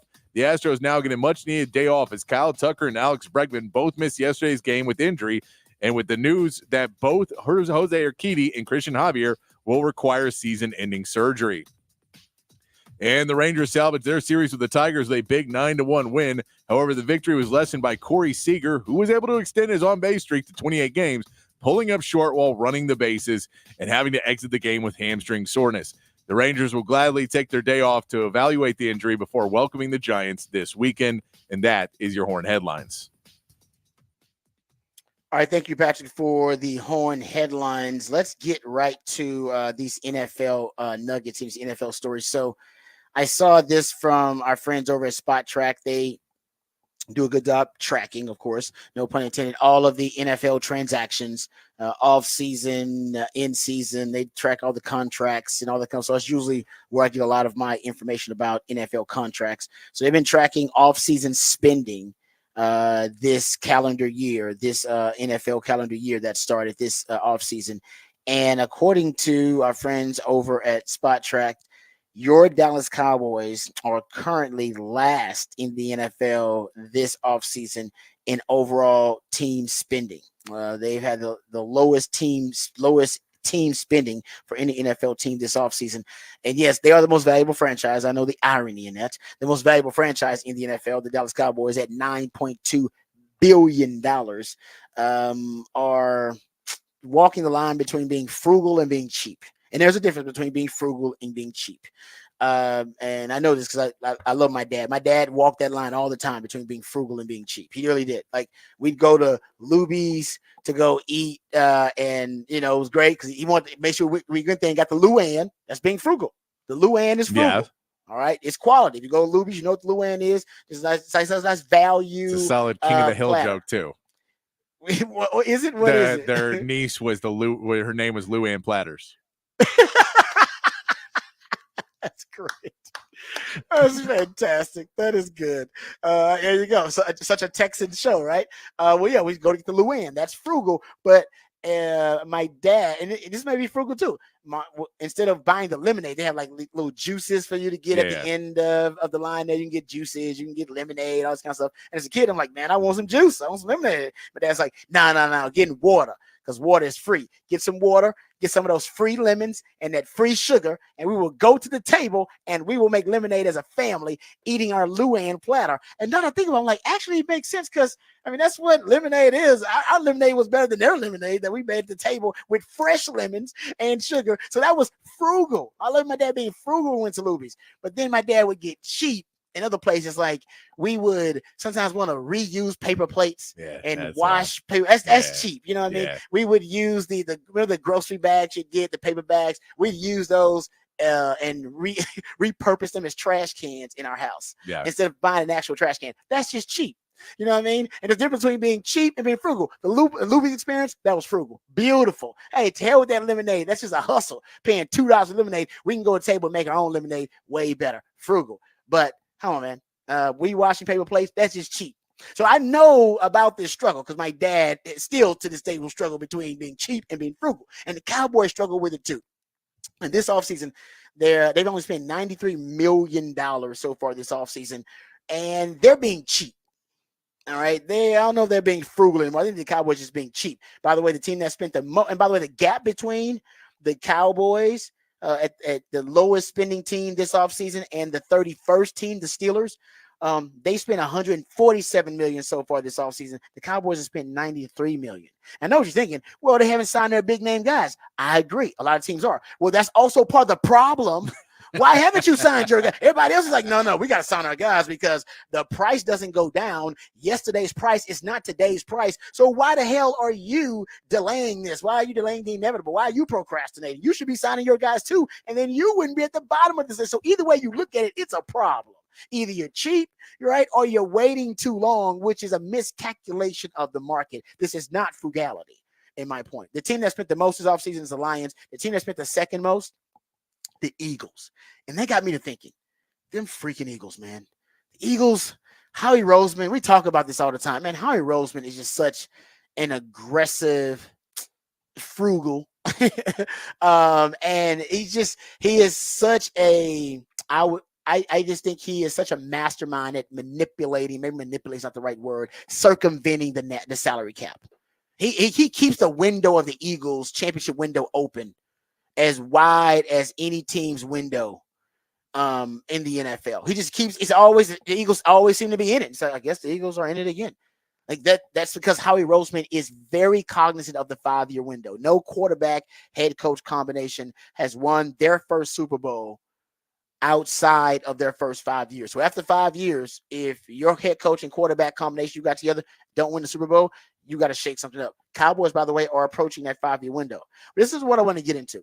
This is about being cheap and being frugal. And in the NFL, there are a lot of teams who are deciding now that the new method, or at least one of the methods of circumventing the cap, a loophole, if you will, is to spend cash. And if you spend cash, just like anything in our society, you buy a car with cash, you buy a home with cash, you pay cash for something, you usually get a discount on it. Paying cash on it, cash up front. Oh, I'll give it to you at a cheaper rate. You pay cash for it. Same thing is true basically for the salary cap in the NFL. This cash is king because and that everybody doesn't have the liquid cash to be able to do that, but cash is king because it gives you a way to mitigate your salary cap damage done when you have to sign players because you can front load contracts, pay up front money in cash, either in a signing bonus or in the fully guaranteed money, and then you'll get that off your books sooner, right? And you can lower their cap number, although to lower cap number, I got to pay more cash. And that's why cash essentially is key. And the cap is a mechanism of compliance, a way of being able to account for NFL contracts and transactions. But it's like a tax code. There are plenty of ways to navigate it. All right. The tax evasion is illegal, but tax avoidance, it's a $1 billion business. Trying to avoid taxes, trying to evade them, you go to jail. Trying to avoid them, perfectly legal. Same thing with the salary cap. Trying to manipulate it, that'll probably get you docked a couple of draft picks. Trying to circumvent the salary cap, that's perfectly legal. And one of the ways to do it is cash over cap. Patrick has talked about this before too. The Rams were famous for popularizing this method, cash over cap. Now we're going to pay cash up front on a lot of our deals, but we'll get those deals off the books a little bit sooner. And we'll lower the cap number, which will allow us to kind of stockpile even more talent because we'll lower the cap number on those guys, but we'll be spending a lot of our own liquid cash. So let's go to the Cowboys. All right, Cowboys, most valuable franchise in sports, worth $9.2 billion. Do they like to spend cash, though? And maybe that's why they're worth so much money, because they don't spend their cash. They keep their cash. Let their cash make more cash. All right? Their money make more money. They're like Scrooge McDuck. They stock it up in the damn vault, swim through it every now and then. Feels real good. Got to feel real good. So how much cash have the Cowboys spent to try to give themselves a little bit of a salary cap advantage throughout the years? Not much at all, ladies and gentlemen. From 2013 to 2016, the Cowboys were 25th in that 4-year span on cash spent in that 4-year span. Eagles, number 1. They spend more cash than any team in the NFL from 2013 to 2016, trying to keep that window open. From 2016 to 2019. All right, so we don't have 2017 to 2020 because COVID kind of screws it up, but we have 2016 to 2019. This is from an NFL Players Association tweet and CBS Sports. The Cowboys spent the least amount of cash in the NFL from 2016 to 2019. The Eagles, top 5.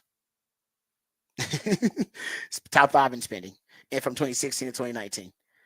So we skipped 2020 because of COVID. Go 2021 to 2023. The most recent data. This comes from the NFL Players Association. Cowboys in cash spending from 2021 to 2023. 30th in the NFL in cash spending in that time span. So from 2013 to 2016, you were 25th, in cash spending. In 2016 to 2019, you were last in cash spending. And from 2021 to 2023, you were 30th in cash spending. So you're definitely not taking advantage of this new method of circumventing the salary cap, of using cash, your liquid cash. Yes, it hurts you a little bit personally because that's your liquid cash. You got to give up, but it may help your team get out of the salary cap hell or be so salary cap strapped, I should say, in the future. This is one thing. Are you cheap or are you frugal? No, and I think for Jerry, he's been able to get by, and I get, you still have good rosters, and you still have tons of all pros and MVP candidates and everything, and you draft well if you're the Cowboys. It's all about getting over that hump. We'll add a wrinkle into this that I think if you're Cowboys fans and you're unhappy with the fact that they're not spending that money and not getting over that hump and not doing everything in their power, you might want to root for the Texans a little bit. Because if I think there's one thing that would make Jerry spend money and not only not be frugal, but not be cheap, not be frugal, but spend some money, is that the Texans make it to a Super Bowl before he does. Ooh. Am I wrong about this, Rod? No, you're not wrong about that. If another Texas team that he fought very hard to not allow back into Texas because he wanted everything in Texas, if they achieve more than he does before him, I think that could be something that Cowboys fans just go, look, if I think we want to be there. Cowboys fans, you want to be there. I get that. You should be there. But if you're not going to, if you don't make it, that's money. And you get knocked out, I think you should root for the Texans just a little bit. Because if you want to talk about what you could do to spend money and what you could do to make Jerry Jones finally break out of what that rhythm is and finally break out of what he's been doing, it may be the Texans being good and the Texans achieving things he has not in the time that the Texans have been around. We know honestly, that's money, Patrick, because we do know the Texans they made Jerry Jones cry. Remember their inaugural year when they beat the Cowboys. Jerry Jones cried. He admittedly said, I cried. I was that hurt that in the state of Texas that we could be America's team but not be the best team in Texas. Yeah. He said that hurt him to his core. He cried. So I am with you, Pat. I think he would cry again, and then after that, you would get all in. Yeah, because look, and Texas and Dallas play this year, and if they'll play, and if Texans win, then it'll make Jerry mad, but it won't change anything. And if the Cowboys win, it'll make Jerry happy, but it won't change anything. But I think Super Bowl, man. Super Bowl may make him change his mind. And it would happen so quick, right? It would also incentivize Jerry to go, I can live to see this. Yeah. If we start right now, and it takes the Texans 3 to 4 years to win it all, whatever, and they go from being at the cellar dweller and being a laughing stock of the league and being a fustercluck to being a Super Bowl champion, or honestly, you're right, winning it puts you over the top. Even competing in it, though, I just think getting there. Saying you haven't been here since the Texans have been a franchise. You have not been here. You beat Mahomes to get there, which would blow everybody's damn mind. That's true. And I mean, look, I'm telling you this. If I was Jerry Jones and I saw Cal McNair beat me there, I would be furious. I would change my ways. No, I'm with you. I would change my ways. No, that's a great. Honestly, I'm with you, Patrick. I think you're right. I think you hit the nail on the head, brother. That might be what it takes to put Jerry Jones over the top. For him to go, you know what? I really will do whatever it takes. I won't just say that anymore. No, that's where I'll spend my money now.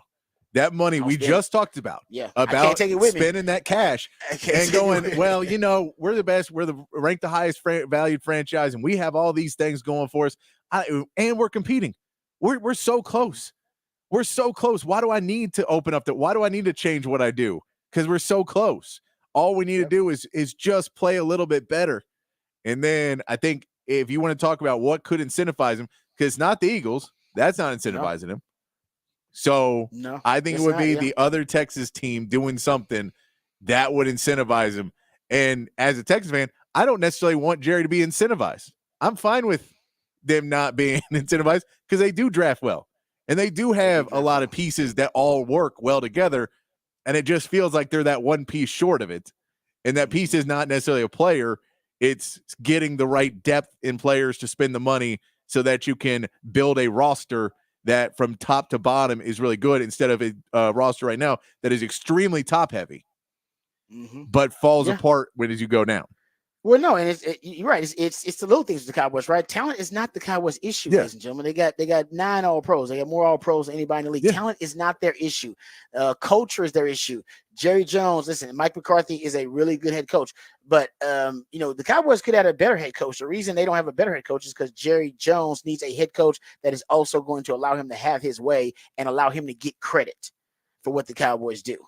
And you can have a better coach, but Jerry Jones, no, he wants, hey, man, I got to make sure that I'm getting some of this credit too. He's hired football guys. He's won Super Bowls. He knows how it works. How do you win Super Bowls? You hire a guy like Jimmy Johnson. You hire a guy like Bill Parcells, who was on their way to get into a Super Bowl before, they had their blow up and ego got in the way. So Jerry Jones he knows these things, but you're right, to incentivize him the right way, maybe he's got to be so hurt that he gets to the low point of watching the Houston Texans in a Super Bowl and becoming the it franchise in the state of Texas and thinking to himself, oh, I did this.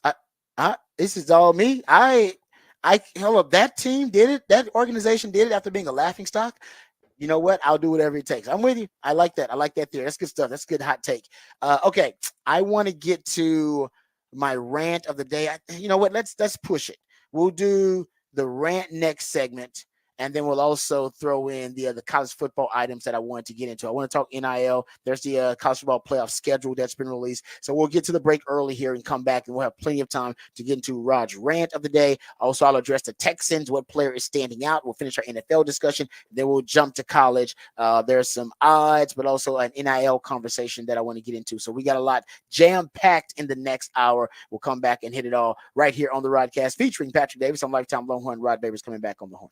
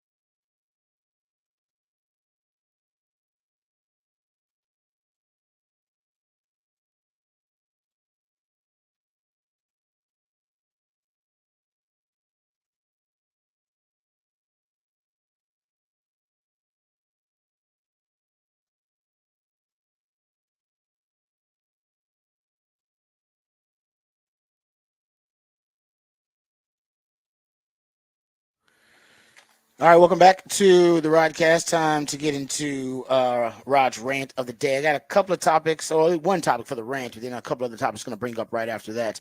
But let's start here with something that took me by surprise. Rarely am I surprised because usually I see it coming. Right? I notice patterns and trends. Try to alert you guys to those patterns and trends, but before they become a thing, before they become the standard, before they become the new norm. I failed on this one, though. I really didn't realize it was happening. We talked about this a little bit, but not to this extent. So I didn't realize it, but now the wide receiver position is clearly now based on pay scale and based on capital, like draft capital priorities in the draft, is definitely the second most important and valuable position in football behind quarterback now. It happened very quickly. 5 years ago, you had 5 receivers making at least $20 million a year. Now there are 21 receivers making over $20 million a year. We're talking about 5 years later. And this is the one that really pushed me over the top. So there are 22 players making at least $30 million per year in the NFL, $30 million a year. 16 of those are quarterbacks. Of course, it's the most valuable position in football. But I assume that maybe it'd be edge rusher, maybe it'd be, left tackle. That could be the position that had the second most players making at least $30 million. I was wrong. It's wide receiver. There are 4 wide receivers now making $30 million a year, and it just happened. A.J. Brown just signed his deal. Justin Jefferson just signed his deal. Amon-Ra St. Brown signed deal. They all paid $30 million a year. Tyreek Hill started the trend when the Dolphins made him the $30 million man. But that trend now, he is gonna bump down. He'll be out of the top 5 pretty soon. Because once CeeDee Lamb signs his deal, and once Jamar Chase signs his deal, which could happen this offseason, Tyreek Hill's $30 million a year price tag will be out of the top 5 highest paid wide receivers, guys. No other position's even close. They got D-line. You got 2 D linemen making at least $30 million. You got Nick Bosa, I think Chris Jones. That's it. No other position is cracking that $30 million a year. But wide receiver is about to have 6. Guys, 5 years ago, they had 5 receivers making $20 million a year. 5 years later, they're about to have 6 making $30 million a year. Their inflation hasn't affected any position in terms of the price tag like it's affected wide receiver. And so we understand quarterback. I understand why quarterback is paid such, blockbuster figures and why it's so valuable, because it's a rare position. The thing about wide receiver that makes it really interesting is that it's not rare. They're drafting more of them high up in the draft, as we pointed out, than ever before. They drafted an average of almost 11 wide receivers in the first 2 rounds in the last few years. It's the deepest position in football. They're more productive early on in their careers than they've ever been. I believe the last 4 years, you've had 15 rookie wide receivers have at least 100 targets. And 3 years prior to that, you had only 1. You've had an average in the last 4 years of more than 3 rookie wide receivers who have over 900 yards, or at least 900 yards receiving. In the 4 years prior to that time span, you were a little over 1, averaging one rookie wide receiver that had at least 900 yards receiving. So they're being drafted higher. It's deeper than it's ever been. They're paying them more than they've ever paid them, and they're more productive early, which means they're going to demand a big payday by their 3rd year because they're making their productivity is so high early on. So I don't even know what's really going on at wide receiver. It's just there's such an emphasis on quarterback, and they truly believe now the most important position in maximizing the quarterback position is wide receiver. It's not left tackle. It used to be we got to affect the quarterback. So it was pass rusher. I'll tell you what's happening to pass rusher, though. I'll give you my theory right now what's happening to the pass rusher value. It's a 3-step league. 60%, 65% of the passing game now, 3-step drops. The ball's out quick. Why the hell am I going to pay you $30 million a year when you can't even get? Nobody can get there. Nobody's getting there that fast. I'd rather pay a DB, a really good DB, than come down and play press man like Trent McDuffie, like L'Jarius Sneed. Who's on top of that? Chiefs. Of course they are. They can bump and run corners. Why? Because of the quick game. RPO. Balls out quick. I need a DB that can play press, that can disrupt the timing of the wide receivers. I don't need necessarily an edge rusher coming around the corner. How long does it take you to get there? How long does it take Micah to get there? Because if you ain't there, in like 2.2 seconds, the ball's already out. And I'm paying you $30 million a year for you to look cool coming off the edge and then run past the quarterback. I ain't got that kind of money. I'd rather pay a good bump and run corner to come down, truly disrupt the timing of the wide receivers, and then force the quarterback to hold on to the ball or throw it in a really, really tight window. That's what's happening to the pass rusher right now. That's that value. I can tell you right now what's going on. They're doing the math. It's called analytics. But wide receiver, I have no idea what the hell's going on. It's just, in order for my quarterback to play well, I need a really good wide receiving core. It seems like that is the just kind of thought process and the rationale behind it. But then you see teams like the Kansas City Chiefs with Patrick Mahomes, they trade Tyreek Hill, as we talked about. The Green Bay Packers trade Devontae Adams, and it's working out for them. So maybe you got to have a really good offensive culture and coaching and a franchise, or just a great quarterback where it doesn't matter who Patrick Mahomes is throwing to, they still going to win the Super Bowl. I don't know.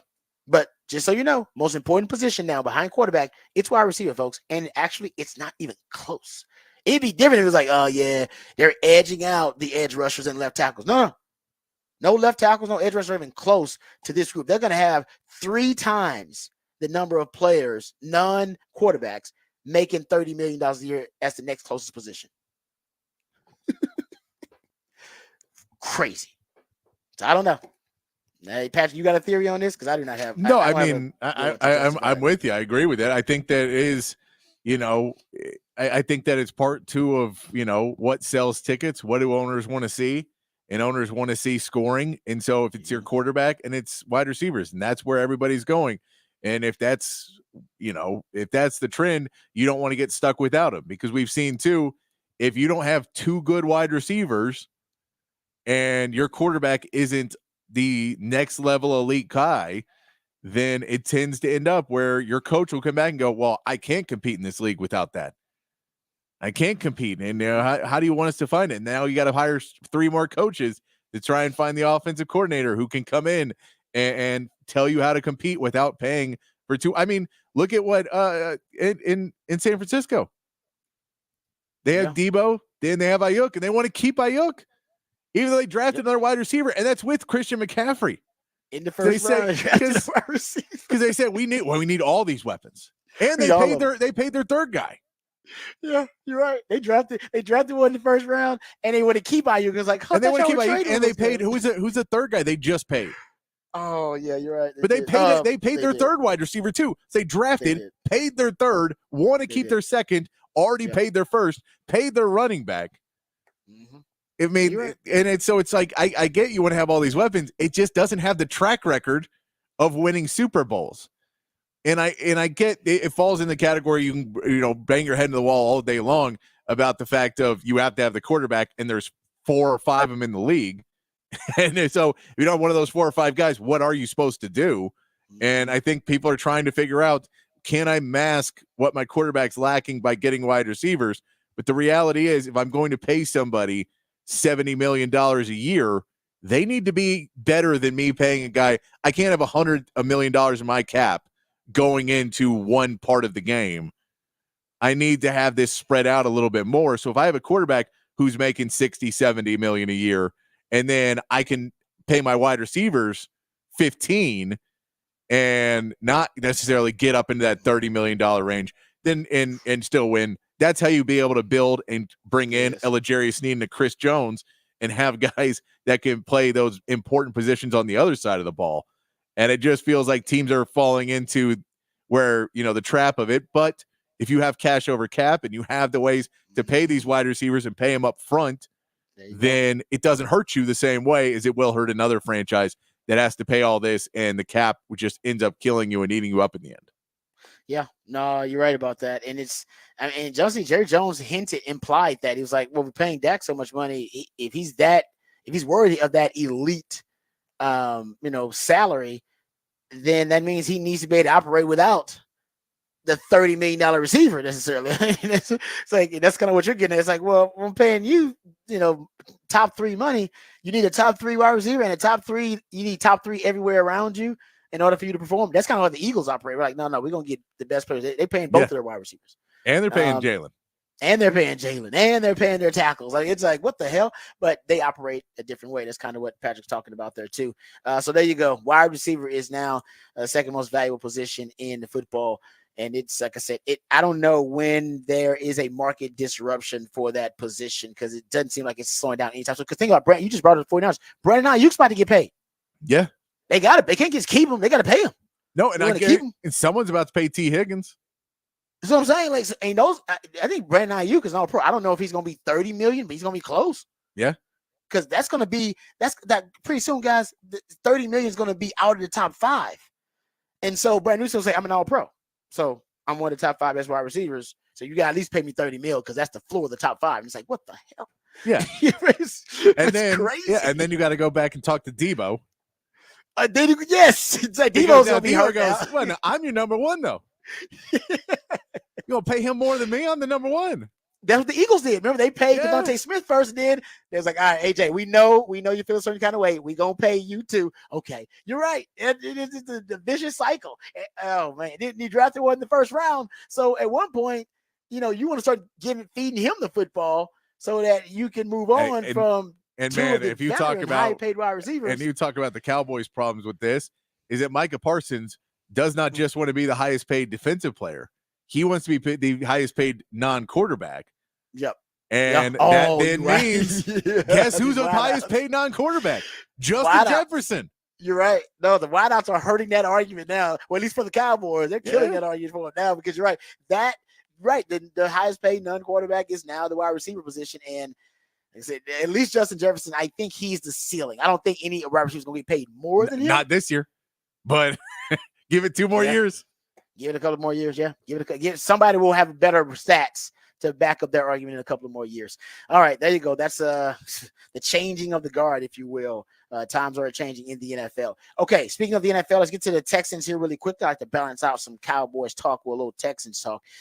So one of the standouts in practice so far in minicamps for the Texans has been Derek Stingley. Really excited about hearing that he's picking up where he left off last year, making plays, and he's doing it against a better group of wide receivers, by the way, now too. So that also in practice, because now the wide receiving core is loaded with Stingley and Nico Collins and Tank Dell. They're healthy.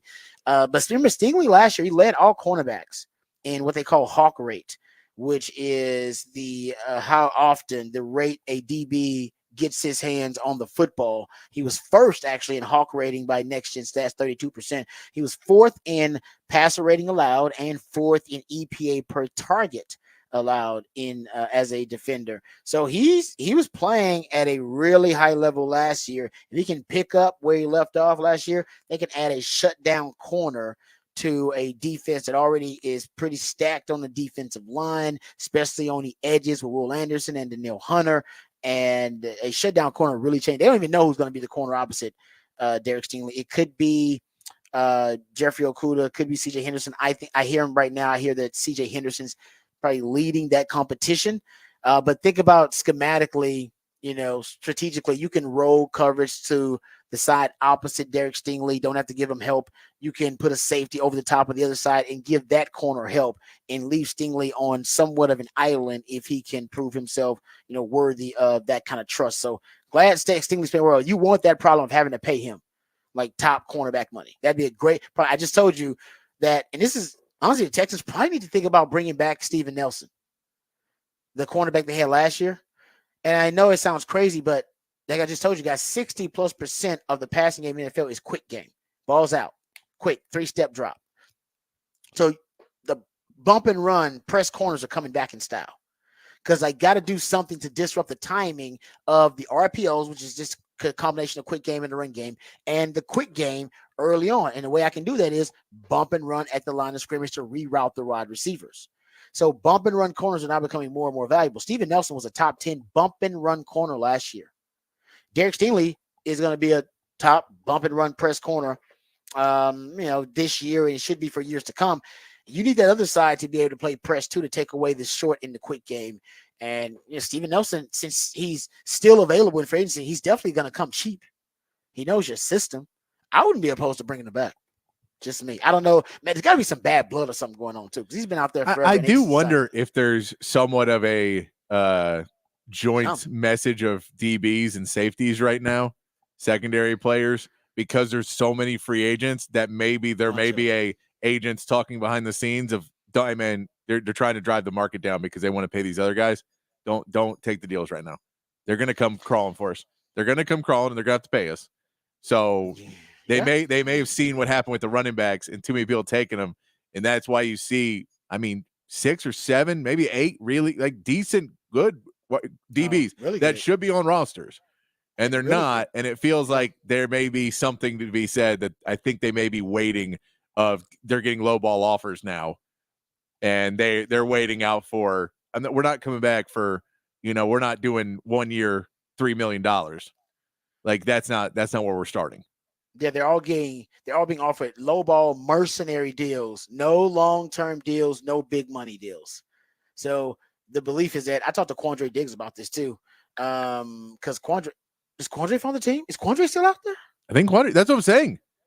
I talked to Quandre about this when he first was released, and he believes that there is if you want to call it collusion, hard to prove collusion, but he believes that there is a joint effort to drive down the DB market. Yeah, that's what I'm saying. It feels like he believes that. Yeah, it feels like on the other side, because there's so many names that came up and none of those guys have signed. Yeah, that it feels like there may be something where those guys are waiting it out and understand what the deal is, and they go, as soon as you start getting torched, all your fans are going to start clamoring for us. So we'll hold out. We'll miss training camp. We'll miss all that fun stuff. Cool. We know you're going to come calling. Yeah, but it's a good point, because if once the market once they drive the market down, you can't pick it back up. You can't resuscitate it. No, that's the running backs. No, once it's down, it's down. Other than Christian McCaffrey. Yeah, but he's the exception and not the rule. I know, but Christian McCaffrey's the one. Running backs are down. You don't want to pay old guys. I'm gonna go get paid on top of paid. And do you have the ability to split out into the slot and motion to the slot? I agree. Are you the receiver that he is? So that's what he is. He is not. I always said this about, you want a running back now. See, just a running back. Running back is cheap. Yeah. You want just a running back. Running back is like getting just a cell phone. You want just a cell phone? You can go get a cell phone for cheap. Pennies on the damn dollar if you just want a cell phone. You want a smartphone? Oh, that's gonna cost you. You want the data, and you want the apps, and you want access to the internet. That's going to cost you a lot of money. But if you want just a cell phone, oh, man, it's so cheap to go get just a cell phone these days. But if you want just a running back, just runs the football, that's cheap. You want a smart back that can also catch and block along with run and do all those things. That's going to cost you. That's Bijan. That's going to cost you draft capital. That's Christian McCaffrey. That's going to cost you. Yeah. All right, that's Jahmyr Gibbs. That's going to cost you. So that, to me, that's the difference. One's a cell phone, one's a smartphone. We all need smartphones. Jerry Jones still got a flip phone. He's a billionaire. So that's all good. And by the way, a lot of billionaires have cell phones, regular cell phones, and flip phones, because they can't be hacked, and they're still worried about somebody hacking their stuff. Yeah. And when you got that much money, somebody next to you has a cell phone. So that's true. All right. Anyway, college football playoff schedule was released. They're going to play. They're going to start on Friday, December 20th, and they're going to end on Monday. The championship game is Monday, January 20th. The only conflict will be Saturday, December 21st. They got 3 games for the first round of the playoffs, and 2 of them will go head-to-head with the NFL. They have a noon kickoff for one of the first round playoff games and a 4 p.m. kickoff for the other one. Remember, that'll be Texans at Chiefs, and I believe it'll be Steelers at Ravens for the 2 NFL games that'll go head-to-head with the 2 college football playoff games. But as you pointed out, Patrick, it's going to be, if you're a football fan, you're talking about an unprecedented streak of consecutive days, a month straight, with just football on random days of the week, not just on the weekend. Excuse me. Yeah. Not just on the weekend, but on Tuesdays and Wednesdays, because the playoffs are going to provide you with a month of playoff games. And then the NFL is also going to start their season into their playoffs And don't forget about bowl season too. So basically you pointed out from Field Yates points this out, from December 19th, when the Browns are at the Bengals, basically to January 20th, you'll have football on the 19th, the 20th, the 21st. You're going to have college football and NFL. You'll have NFL on the 22nd and the 23rd. The 25th, you get the Christmas games for the NFL. That's the Chiefs, at Steelers, Ravens, at Texans. 26th, you got NFL games. 29th, the 30th, all NFL games. The 31st and the 1st are your college football playoff quarterfinals. On the 5th, you got a little bit of a break, 4 days, and then you got NFL games on the 5th, the 9th, the 10th, the 11th, the 13th, the 18th, the 19th, and then national title game on the 20th. Yeah, so it is a sports gasm. In that month, I believe 20 days we'll have football on them. Oh, and like a meaningful football. And that's, you said also, not including bowl games. So there's bowl games and all the others. If you just want to watch football, there will be bowl games on. But that's 20 days with meaningful football over the holiday season. It's a beautiful thing. And I cannot wait. I can't wait. I know. Warn your wives and the women in your life, please, that this is happening, so they're not taken aback like, what do you mean football on a Wednesday and a Tuesday? It's like, yeah, babe, it happened. All right, we come back. We'll wrap it up, put it in the oven. We'll play Who Said That on the other side right here on the Rodcast, featuring Patrick Davis. I'm Lifetime Longhorn. Rod Babers coming back on the horn.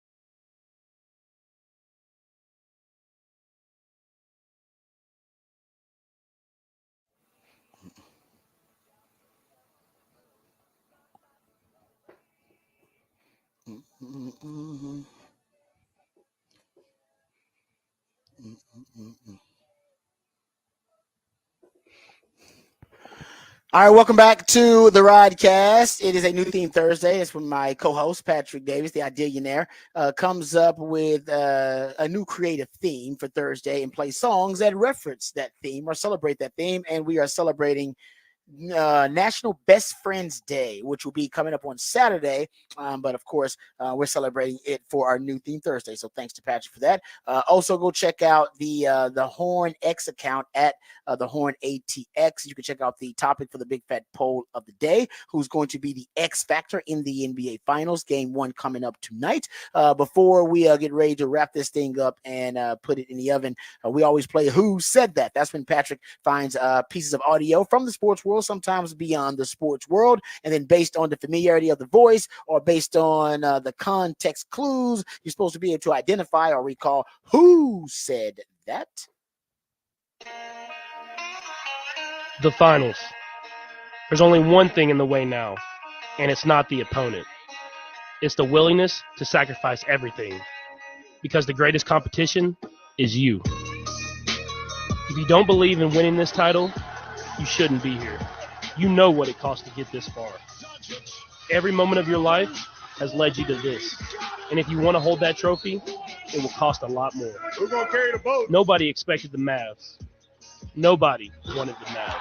But nobody can deny that you've earned it. Earn the respect of the league. Earned a place at the table. And earn the opportunity to bring Larry back to Dallas. Like the ones before, you're a different breed. Defiant and unexpected. Unlike anything we've ever seen. Truly a Maverick. One for all, one for Dallas. Let's get it. I like that. Nice. There's also swagger in it. That was Patrick Mahomes wishing his Dallas Mavs. I guess he's a Mavs fan. He's from that area. What is it? White House? Is that where he's from? I think so. That sounds right. Something like that. It sounds about right. But either way, Patrick Mahomes is a Mavs fan, so he was giving a shout out and some words of encouragement to the Mavs. I wonder he's going to be at the game. I bet he'll be at the game. Yeah, man. He was at a playoff game. I mean, maybe at camp right now, but mini camp. Yeah, well, they got Mahomes. private jet access now. So these kind of guys, they go to practice during the day, and then you see them courtside at nighttime. You're like, man, how they do that? You know how they did that? Yeah, it's he may be doing it, but no, I like that. Get a champion to talk about you being a champion. You know. You're damn right about that. Yeah, no question. All right, love that. Great job, Patrick, as always. That's why we call you the real MVP. So we appreciate all of your efforts and your energy. Thanks to you guys out there for listening. Remember, the revolution will not be televised. We'll be talking about it right here on the Rodcast. We love you guys. We mean that. Take care of yourselves, but more importantly, take care of each other. Until next time, same channel. Peace and hook 'em.